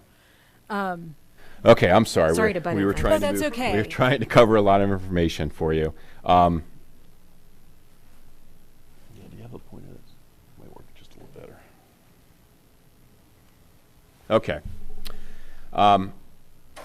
So as you come up to the building, really think of the building split in half. You're going to have sort of your public sector of the building, and then more of your sort of core educational program on this side. And so you're going to come in a main entrance at this location, and you'll have your 2 parking lots, sort of the faculty lot and overflow lot here. That'll be 14 feet lower than the upper lot, but they're both coming to the centralized location. You'll have administration here and sort of a main corridor, main commons. And off of that, you're going to have, again, the administration, cafeteria enclosed, your auditorium, gymnasium, and then you're going to have a loop around these functions. The red is your performing arts, so your choral, band, orchestra at this location with music classrooms. Then health classrooms, you're now getting into the physical education sector of the building. So again, your health, support, storage, fitness, auxiliary gym at that location. And then as you swing around and complete the loop, you have technical education at this location, okay? So your 3 main technical education programs along with an expanded learning commons that 3 programs can then work together. Okay. Then as you go into the core educational wing, it's a little hard to see here, but there's a set of doors, and the idea is that we can lock down the entire building after hours. So after hours, you can have this whole sector of the building open for community use, but really lock down the classroom wings. And with that, then you're going to have 2 teams per grade. So, and that's changed a little bit, I think. Early on, we were talking about 6th grade, 7th grade, and 8th grade. I think it's now moved that 6th grade is going to be on the mid-level for supervision, and then 7th will go to the lower level, and 8th grade. That might even change as we go further. In the Okay. classroom ring, which level goes directly outdoors? Because the 6th graders have recess. Exactly. If you were, say, the 6th grade, really, if you were on, it really doesn't matter where 6th grade is, because if 6th grade is on this mid-level, they would access grade here Okay. and be able to go outside. If they're on the lower level, there'll be a doorway at this location going out. Again, we've got a lot of site grade changes or challenges occurring here, but no matter what, we'd work that out. And then, so you have your technical education, and then you have your science cluster here, department, that's really able to support both teams per grade. Also, the thought was to have science on that mid-level, so that the 2 other grades could move up or down to quickly access that. Another large component was in science, because there's 7 science classrooms. There's going to be 2 learning commons for those programs to expand out into. And we had a lot of discussion back and forth along with the tours of do you have 1, 2, 3 or more? And really we decided to have, the discussion was having multiple commons because it really would be a scheduling issue, say if you only had 1 or 2. And then you can see, again, green special education is distributed throughout the facility. And that's still evolving at this time. The orange is learning support, whether it's special or small group instruction, or whether ESL or whatever enrichment. We're still working out those programs. Okay. So I'm sorry I went through that quickly. That's okay. That's really helpful. So then on the non-main levels, so all the science is on the main level. Yes. The science teachers were feeling okay about that, because I feel like that was a conversation. Most definitely, yes. There was actually a very strong conversation to that, because originally we were showing sciences on all 3 levels. Right. And we had gotten together with them, with the building administration, as well as those departments. And really they felt that if they were on 3 levels, they really couldn't team together properly. The difference of having to go down the hallway, up a stair, versus really just being 30 feet away from each other. We even talked about, could we relocate stairs, but they really felt strongly they needed to be on that mid-level together, along with the technical education. That also, why I said that we reconfigured the building because of site grading. A lot of it also had to do with how were we going to get technical education and science together. That was a real challenge that we ran into. Okay. Thank you. Yep. My second question, does that answer yours as well? My second question just had to do with the traffic flow, and I know I asked you a little bit about this before the meeting. I know it's still up in the air. I know we don't know yet about traffic calming, traffic lights, and all of that. I guess I just want to say out loud, like, I'm assuming at this point that we're planning for both entrances to be both an entrance and an exit, right? That this is not a one-way loop, or at least that it can allow for both directions, because like if we get a light at one but not at the other, and then who's going to make the left turns, and does it make, against the traffic? Maybe I'll start off architecturally, but then have Mike Yeah, like provide I know the you guys district- know way more about all of that the than me. but- district's position. What we're going to try to likely do is have both entrances are going to be in and out. Okay. And create that circulation loop around the site. The reason we're going to do that is try to make the site and the building as flexible as possible so that it can change in the future if you as a district want to change. We typically try to do that and then let you operationally decide if you need to change. Last thing I want to do is narrow the roads and then make it one way, and then you really discover that's a problem 2 years after the building opens. That is my concern. Yeah, I agree with what Jeff is saying there. I mean, if we have 2 entrances, if we were to get a light, a stop light, I doubt we would get 2 of them.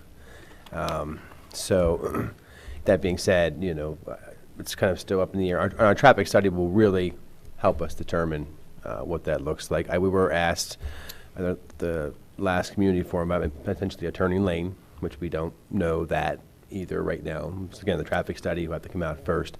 And then also a bike path, connecting the bike path along Valley Vista to Circleville. Because right now, the Little Lion Drive is used because it's not traveled really, right? So now if we have cars going in and out of there all the time, what does that look like for that kind of access?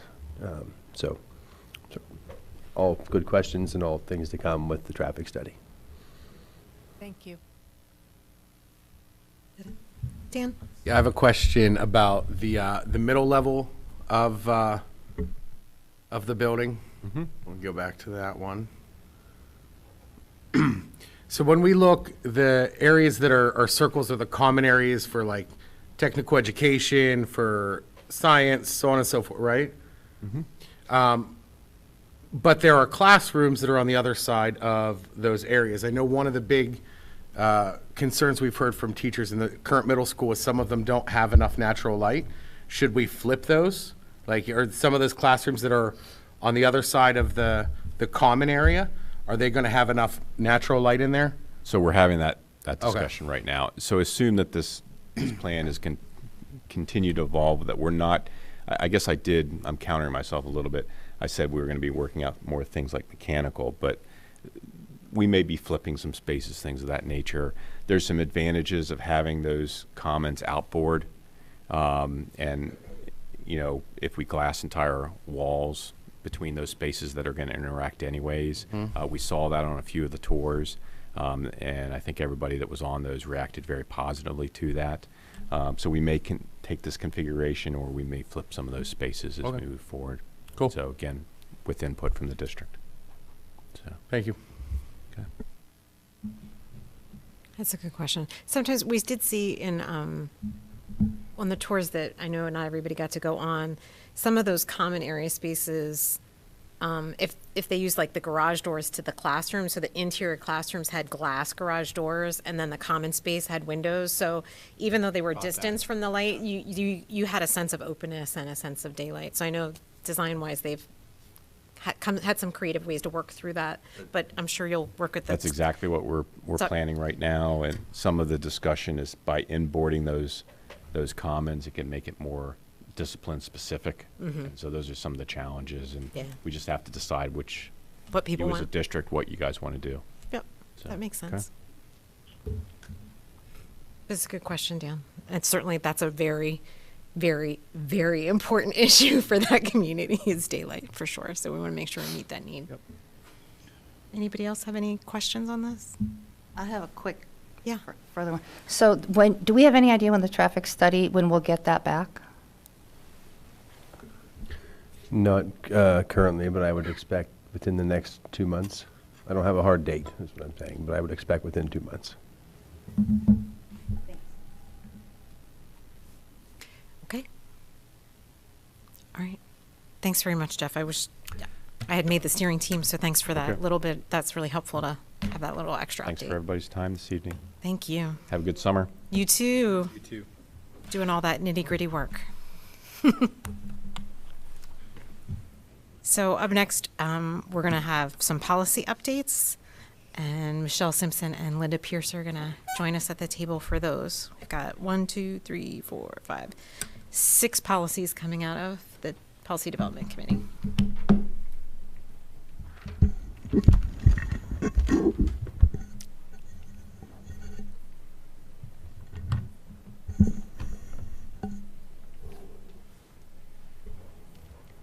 Good evening again. This will be the last time I'm last on the agenda. And it's Michelle's first time being last on the agenda. All right, we have some policies we've discussed with the Policy Development Committee, and the Policy Development Committee has passed them on to this stage. These are, again, part of the 300 series, as we've said before. In PASBuzz recommendations, they recommend that we take what we currently had as 300, 400, 500, different employee classifications, mush it all into one classification, 300, and that's what we're doing here. This is still part of that. I think we have one more set to go. So the first one tonight is 312. It's a performance assessment for the superintendent and assistant superintendents. Again, this is a policy written by and suggested by PSBA. We've made no changes to it other than we reference the fact that it's each assistant superintendent instead of the assistant superintendent because we have 2. Yes, I did the same thing. But otherwise, we didn't make any changes to it. If in fact you all agree to this, then the current policy, which is strictly evaluation of superintendent, will be retired. I don't really, good. I'd rather answer questions than keep mumbling. Where are the standards of operational excellence defined? They're not in the document. I'm wondering if, We don't have them defined anywhere other than there are some examples included. 1 through 8 are examples. right, but 7 just says standards of operational excellence. And 8 says mutually agreed by the board and the superintendent. So that would be a discussion between the board and the superintendent. So I guess those are kind of magically open. Well, it says may be based on any of the following. So if the board were to, or the superintendent were to choose to use that term, standards of operational excellence, my assumption would be the board could ask the superintendent to elucidate what that means. This is a list of possible standards, not all standards Right. that would be used. Sure. And you could conceivably, under management standards, under operational excellence, you could have expressions that define what those mean. So I guess that, I'm looking at standards of operational excellence it's a little bit fuzzy.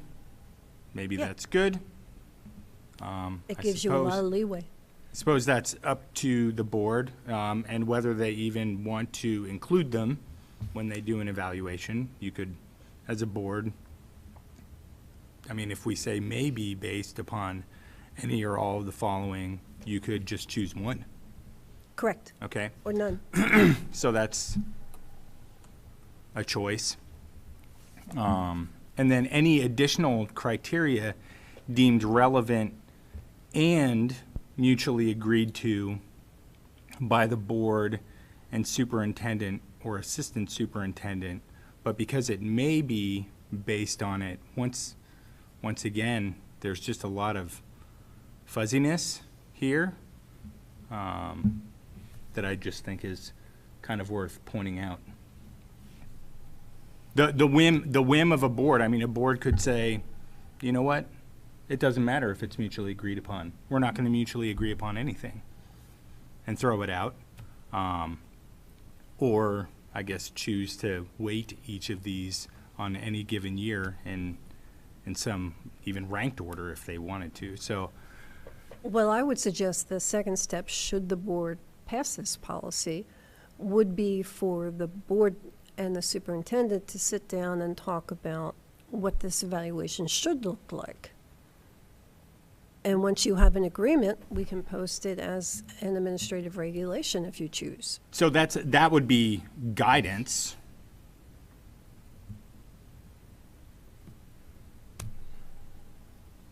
Guidance. You just, I think you just suggested that a process that we Oh, could use, correct. go through. There's a lot of coulding and might, may in this, and I'm not going to tell you what to do. well, gonna tell- no, you're gonna we're- tell me what you're gonna We're do. telling ourselves, we're telling ourselves what to do, and but should 6 of these be required? Like, should 1 through 6 be required in the evaluation? 7 be optional, and 7 and 8 be optional? I'm kind of not clear. Debbie, you can add something, and then I have a comment. Yeah, I just wanted to, I don't know if this answers your question at all, Peter, but our list of 1 through 8 is directly from the state. Correct. Right, so if you follow the link, and so the state is relatively broad, right? Once we agree upon, performance standards, which we have in the past. They're listed on the website, so you can see them on our website. They're not in super detail on the website. But I think that is the point, is that, and it states it in the superintendent's contract, Correct. how we're going to go through the process. And the process is that we're going to have mutually agreed upon performance standards. Remember, there were 2 sets of things. Oh, I Some do. were- Very well, yeah. Right, and some were based on achievement of annual goals. So, I mean, I feel like we have created a process and it's listed in the contract, and then we follow it. So I guess I'm not understanding your question. Are you suggesting we put more of what's in the contract into the policy, or something else? I'm asking questions. Okay. Yeah.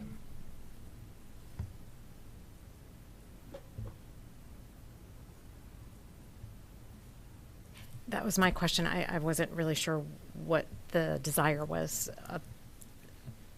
I wasn't sure if a desire was being articulated or I was not sure. Whether you're looking for something in particular to be different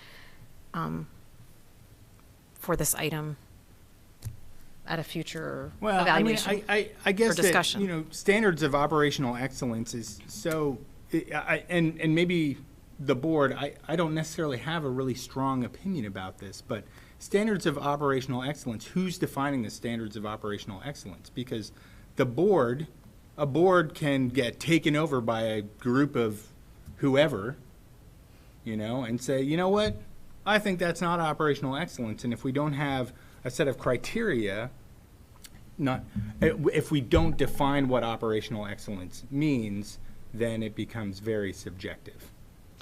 And the new Respectfully, board could Peter, change the policy. The reality is any board can fire, whether or not it says, whether or not they want to, whether they're defined or not. The unfortunate reality is superintendents are at the whim. Superintendents are at the whim of the board. I mean, boards routinely dismiss superintendents with no. I mean, as long as it meets whatever the parameters of the contract are in terms of timelines, And they don't have to give a reason. I mean, ethically, I feel like they owe their constituency a reason, but legally, my understanding is they don't. So Gretchen. a future board could. Whether that's articulated or not, yes, that's Yes. my understanding. Great. Okay. Would that be accurate? That's always would been my concur. understanding. Yeah. Gretchen. So, Peter, I don't know if this is helpful or not, and, you know, what you're thinking, but I'm just thinking about previous sessions at various conferences I've been to about superintendent evaluations. And these are, as Deb said, broad, right? And each one of these could be articulated. I mean, that one obviously is super broad, but they could all be articulated in terms of the board would say, we want this number to be achieved, or we want this goal to be achieved. So for example, graduation rates, and a board could say exactly what the requirement is for the superintendent to make sure that a certain percentage graduates, or, you know, certain keystone scores, or whatever it may be, right? And I have known other districts who have done that. We have not done that, but I'm not sure that that level of detail, as Linda keeps saying, you know, when we keep the policies broad, it gives you more flexibility. If that level of detail, you know, necessarily, I don't think it necessarily belongs in the policy, but I think it's a great discussion for the board to have in terms of putting some specific criteria in there with data as goals. But again, I think that might not be in the policy. I don't know if that's helpful, but. Well, I guess, I mean, it says objective performance standards.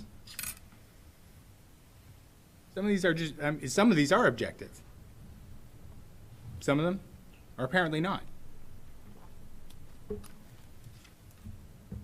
Operational excellence, left undefined, It would need to be defined to be meaningful, yes. Okay. And as Gretchen mentioned, defined by the board.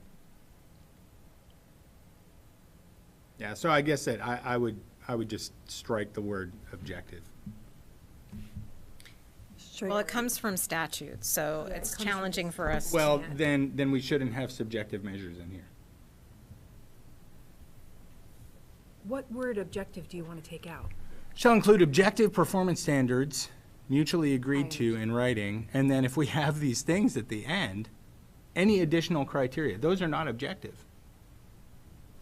So, But if you further define them, they could become Yeah, objective. right. So I think that we should define things or not include non-objective standards. Is it an issue that with the law, I'm looking at the Pennsylvania General Assembly, that's the language they use? I mean, That's what I'm we saying. have to have, I'm new, so I might not know, but I feel like we have to at least have the law and then in our own regulations go above that, but. So PSBA certainly would recommend including the language from the statute. I think theoretically, we could delete anything we want, but the reality is the statute exists and therefore applies. You have to follow it anyway. At least that's what my understanding is, yes. So, yes. Okay, thank you. the statute uses the word objective in, like, what we've copied from the statute is not just the list of 1 through 8. It also includes the paragraph above. So. We it's could a- take it It's out. a poorly written law. That could be. Okay. Oh, We gosh, could that's a take the first. word out, but Cool. it doesn't make us not have to follow the law. Right, so And so which that's is. what I was just checking, like this, that is also copied directly from the law. Great. So, yeah. Okay. Other feedback or desires for changes? Are we okay with bringing this back then for action? Great. Perfect. Thank you.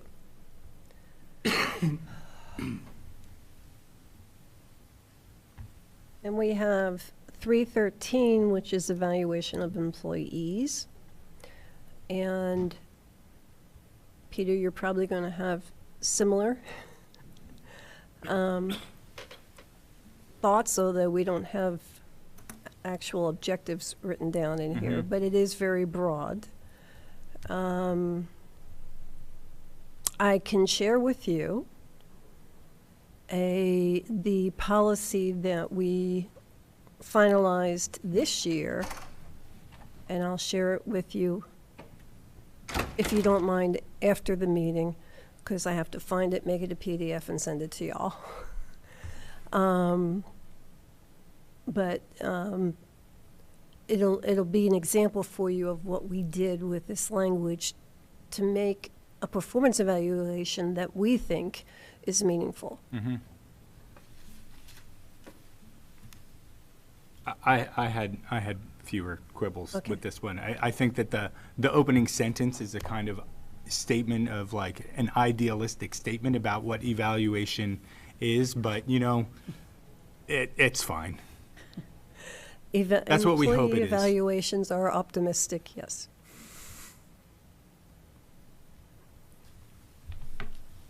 Other comments, questions? Okay, so we'll bring this back for action as well, without objection. And then we have policy 331, job-related expenses. Again, same thing. The language is from PSBA. Some of it, in the very beginning anyway, is language from our current 331.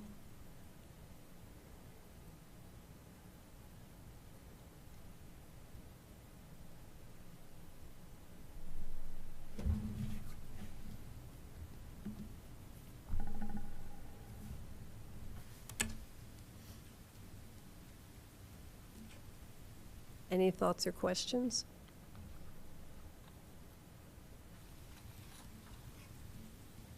Okay.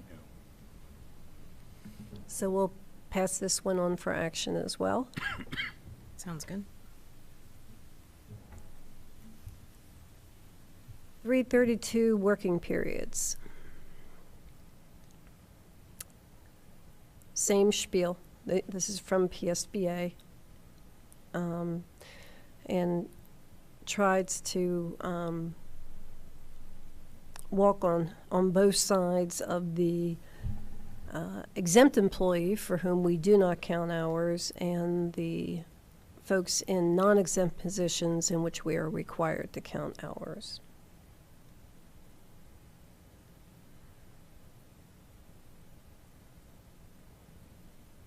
Questions or concerns? It's pretty straightforward. Okay, without objection, we can bring that one back as well. Perfect. 335, family and medical leave. This is a requirement of the law. I know it was signed by President Clinton. I think it was 1992. But they require that you have a policy. We also have this in all of our contracts and handbooks in more detail as to how we implement it. But this is just language from the law itself.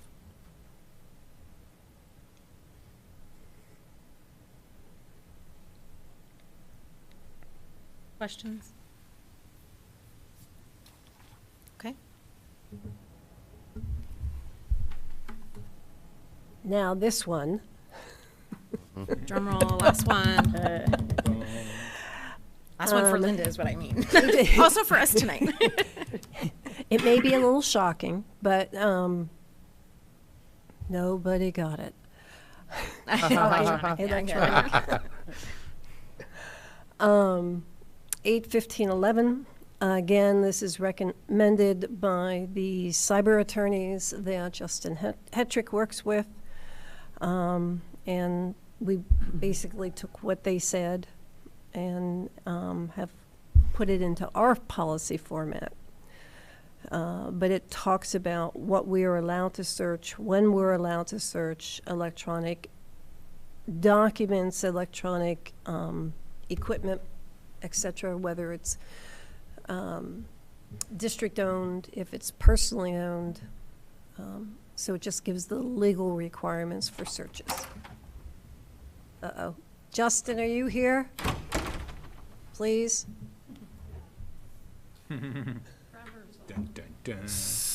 I have a couple questions. Okay, we'll try.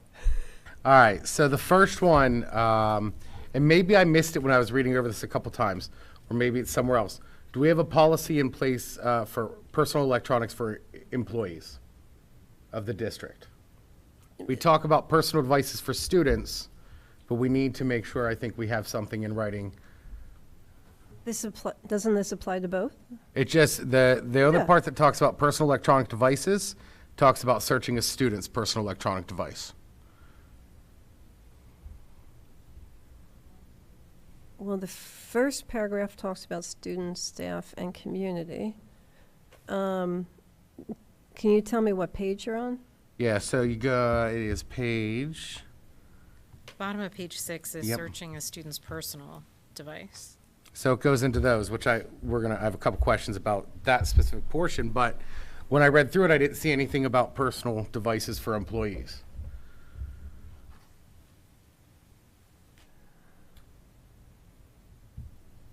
Trying to remember. That's a question.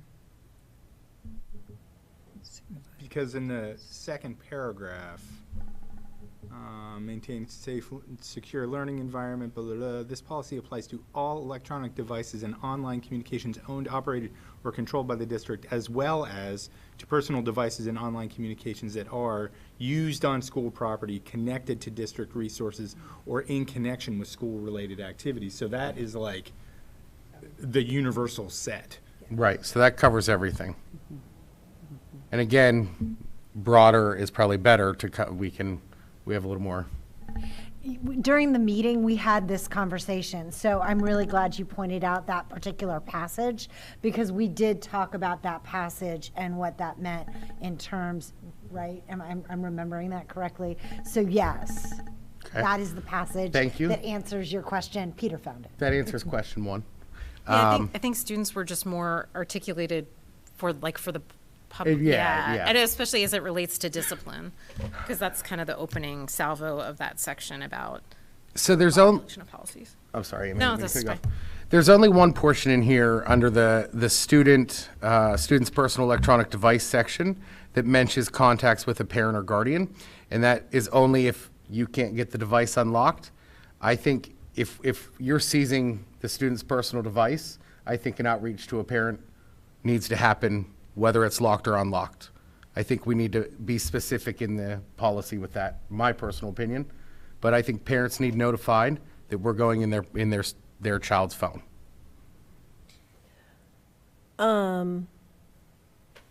What would a principal's first step be?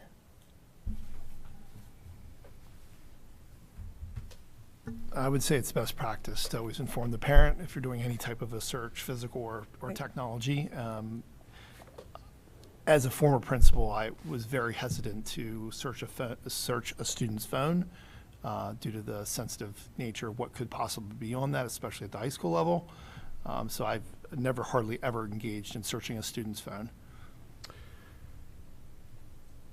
So I think we need to be specific in the policy. We don't want wiggle room for a principal to go rogue and just do it without identifying or notifying a parent and then a parent raising a concern. Well, principal can't just do it. That's the beginning part about, it has to be approved by either the head of tech, the head of HR, or like, that was that beginning. I remember we talked about this as well. Like, a principal can't just search the phone. It has to be approved by someone higher up. But still, I hear your concern, that's still separate somewhat, but. That brought me to my next question. Who determines what's reasonably suspected? Like we use that terminology in there. I could say, well, I think this person has it in there, or, I mean, who's to say what? Well, I cannot talk about students because I haven't been involved in any of those situations. I can talk about employees because I have been involved. Yep. It is generally the director of technology and myself. If there's any question involved, depending on the situation, we will get the assistant superintendent or the superintendent involved as well. But we've had enough questions that Justin and I just handle the routine ones by ourselves. I'm glad you said that because you guys are leading me to my questions here. My next piece is, I think we need to put in the students one, especially if it's in middle school or high school. I think we should have the SRO present because you don't know what you're going to find. And if it is something that's borderline illegal, at least you have that law enforcement there. Generally, the searches happen in the IT office and the results are given to, depending on the situation, to me, the assistant superintendent, the principal, depending on the situation, before the employee is advised of the results. So I would assume the same would be the same for a student. It's given to one of the applicable administrators before the student is involved. Yeah, I think if they were going to implement a search, I don't think it's so much of like you're standing there with the student flipping through their phone. I think it's given, it's handed over and. Well, so, and it says. There's a whole I think there's a whole process. And many, many times, I take it back, I have been involved with some searches of phones with students because it's been involved in a Title IX investigation. And they are handled by John Aston, and he does take them away. He doesn't do it in front of all of us. I understand. I just want to make sure that we're very clear in this policy because it could cause trouble down the road. We have to be like clear cut in student devices especially. It makes me nervous. There's a lot of wiggle room in it, at least in my opinion, and maybe I'm just not educated enough in it. But as a parent, I would read this and be like, nah. I would say, no, you're not. You don't have the right to search my student's phone. It would be a challenge of what you consider reasonable if it's not breaking the law or a school policy, like what makes you reasonably feel the need to take my child's device? Well, that's articulated there that it's about breaking policy or like, I'm trying to find that paragraph. It's at the very top I of page. Yeah, I read that part. I just, I think that's, you bring up good points, and I didn't mean to interrupt. but Oh, no, since it's I fine. found Yeah, the yeah. spot, Amy. Go for it. Go. But I want to read the words out loud, and then we can discuss whether we think it addresses the concerns that you have, because I think they're valid concerns, right? So just reading the whole student section, the bottom of page 6. A student's personal electronic device is subject to seizure for violation of school policies, and any such devices shall be delivered promptly to the building administrator's office. We could certainly add a line right there that says the student's parent should be informed immediately. Absolutely. I would not be opposed to that. So I think that Mm-hmm. makes some sense. I'm seeing a lot of nodding around the table, so that might be one thing that we could add that gets the parents. Lynn, are you making a note, please? Because I'll never remember it. I am too. And we have policy tomorrow, so we can. Yeah. Yeah. Then it says a student's personal electronic device may be searched by the building administrator or by the director of technology only upon articulable reasonable suspicion that the search will uncover evidence that this student, which is underlined, has violated the law or district policy, which I think was the last concern that you raised, right? That we only want to search if we think there has been a violation of either the law or district policy. Such searches include but are not limited to, and then I won't read all those. Yeah, I see Right. those. And then the next paragraph, I think, deals with the SRO issue a little bit, but we can again discuss whether it's enough. Yep. Where the building administrator is aware of illegal conduct, the building administrator shall not conduct the search and shall secure the electronic device temporarily and make a referral to law enforcement, who would then conduct such a search. So that does answer some of the questions. I think we need to put in here, no one employee should ever do the search. So Alone. this paragraph that talks about illegal contact, they'll get shall secure the electronic device and refer to law enforcement, fantastic. But even if it violates a school policy, no administrator, building administrator should look through a phone by themselves. Should always be two people doing that, in my opinion. Whether it be an assistant principal, an assistant superintendent, the superintendent, I don't think it should be done Just out alone. of curiosity, why do you think that? What's I'm not challenging you, I'm trying to No, no, yeah. understand. It's about verification. It's about verification. It's about, But what's there is there. Well, things can also be deleted. You're right, you can't manufacture things. But deleting it wouldn't help. If you think something bad's So there, if- I and you don't delete the bad disagree. thing. I think I'm trying to think of the best way to say it. I think as a district, we need to make sure we're covering our butts in all aspects. So I don't know, Jonathan, about other student issues. They might be handled the same way. But every time we've investigated a Title IX issue, we always have more than one adult there. It's me and the counselor or the investigator and the principal. We always have, even if we don't look at devices, even if we're just talking to the student, I think this we is- always have two adults there. Yeah, I think this is a question to ask Justin, is maybe just a little, if he can kind of give it the scenario of what would happen.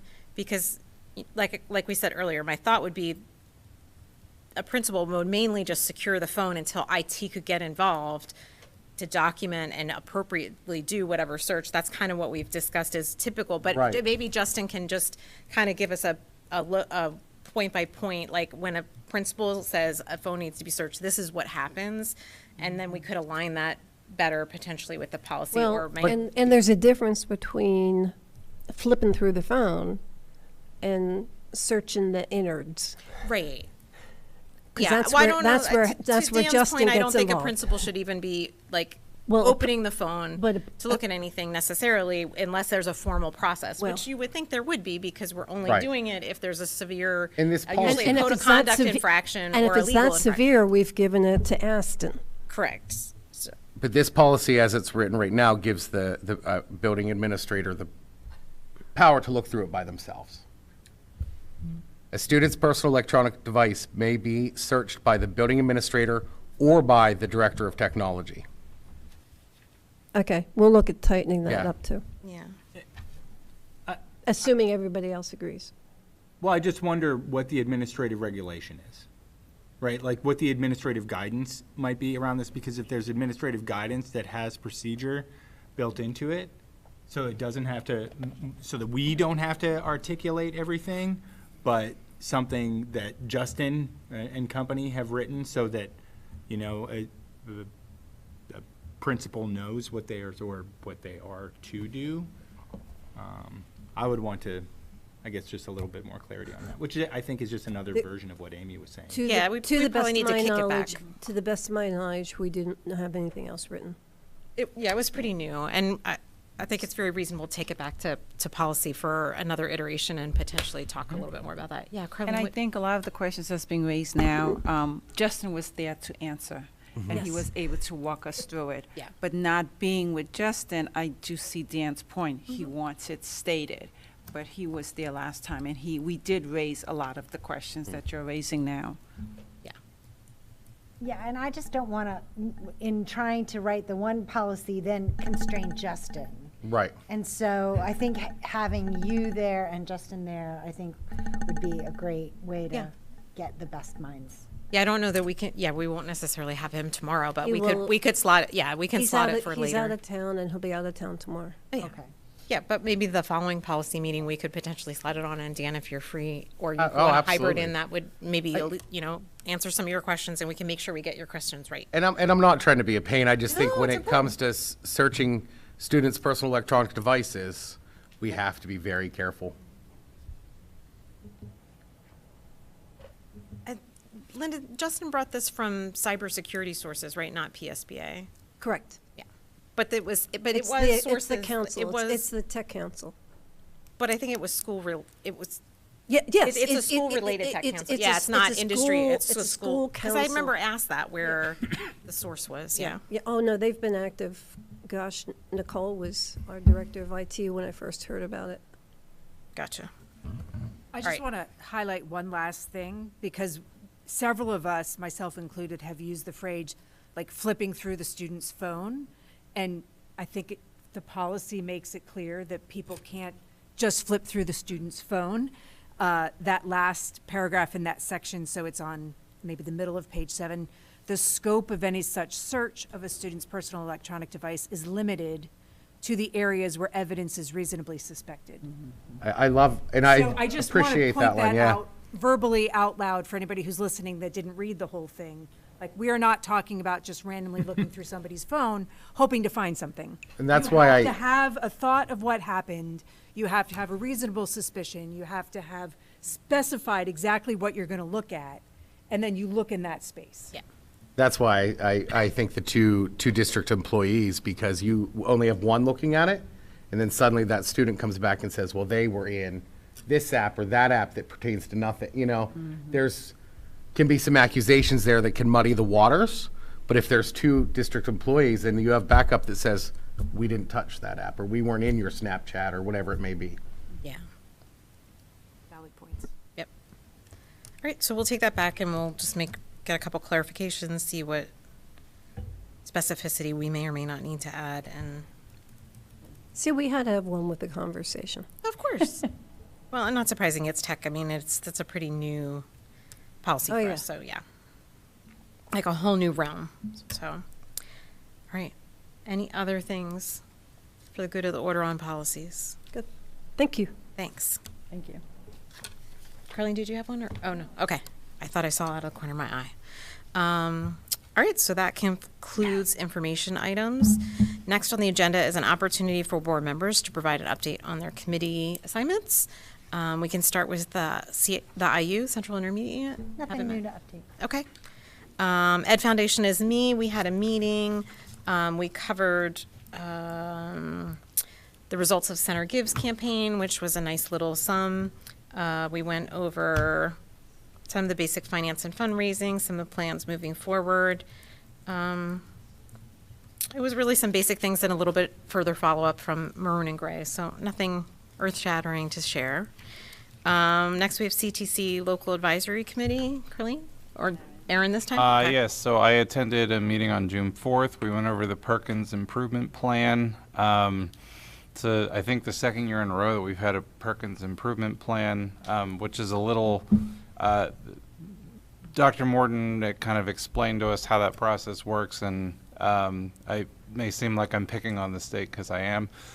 Their emphasis is on growth, but we have a very high ceiling effect. So for things like Keystone Literature, Keystone Algebra, they're rating us on, 95% of our students pass the Keystones for Literature, who are taking CTC. So a little bit of busy work, but we're doing very well. Great. That's it? Okay. CAC reports. Carleen, has athletics met? No? Okay. Facilities, Gretchen, did you have no meetings? Because I guess a lot of the district-wide facility meetings are happening. Deb and Aaron, finance? Nope. It's that summertime time. And health and safety, I'm guessing, has not met yet lately. Technology? Nope. Technology, we have a meeting July 11th. Okay. Excellent. Will there be refreshments? Maybe I'll come. It's virtual. Oh, okay. It's virtual. It's a tech meeting. All right. That's so on the nose. All right. So that concludes our agenda for this evening. For future meetings, we have Tuesday, June 18th. That's tomorrow. As we mentioned, we'll have Policy Development Committee at 1:30 p.m. here at Panorama Village. Thursday, July 11th, we'll have the CAC for Tech, 5 to 6 via Google Meet. Monday, July 15th, we have a regular board meeting, 7 p.m. here in Panorama Village. And Thursday, July 18th, there is a CAC for facilities, Gretchen, via Google Meet. I don't have a time for that, but it should be on the website. And with that, I will adjourn the meeting of the State College Area School District Board of Directors. Have a good evening, everyone.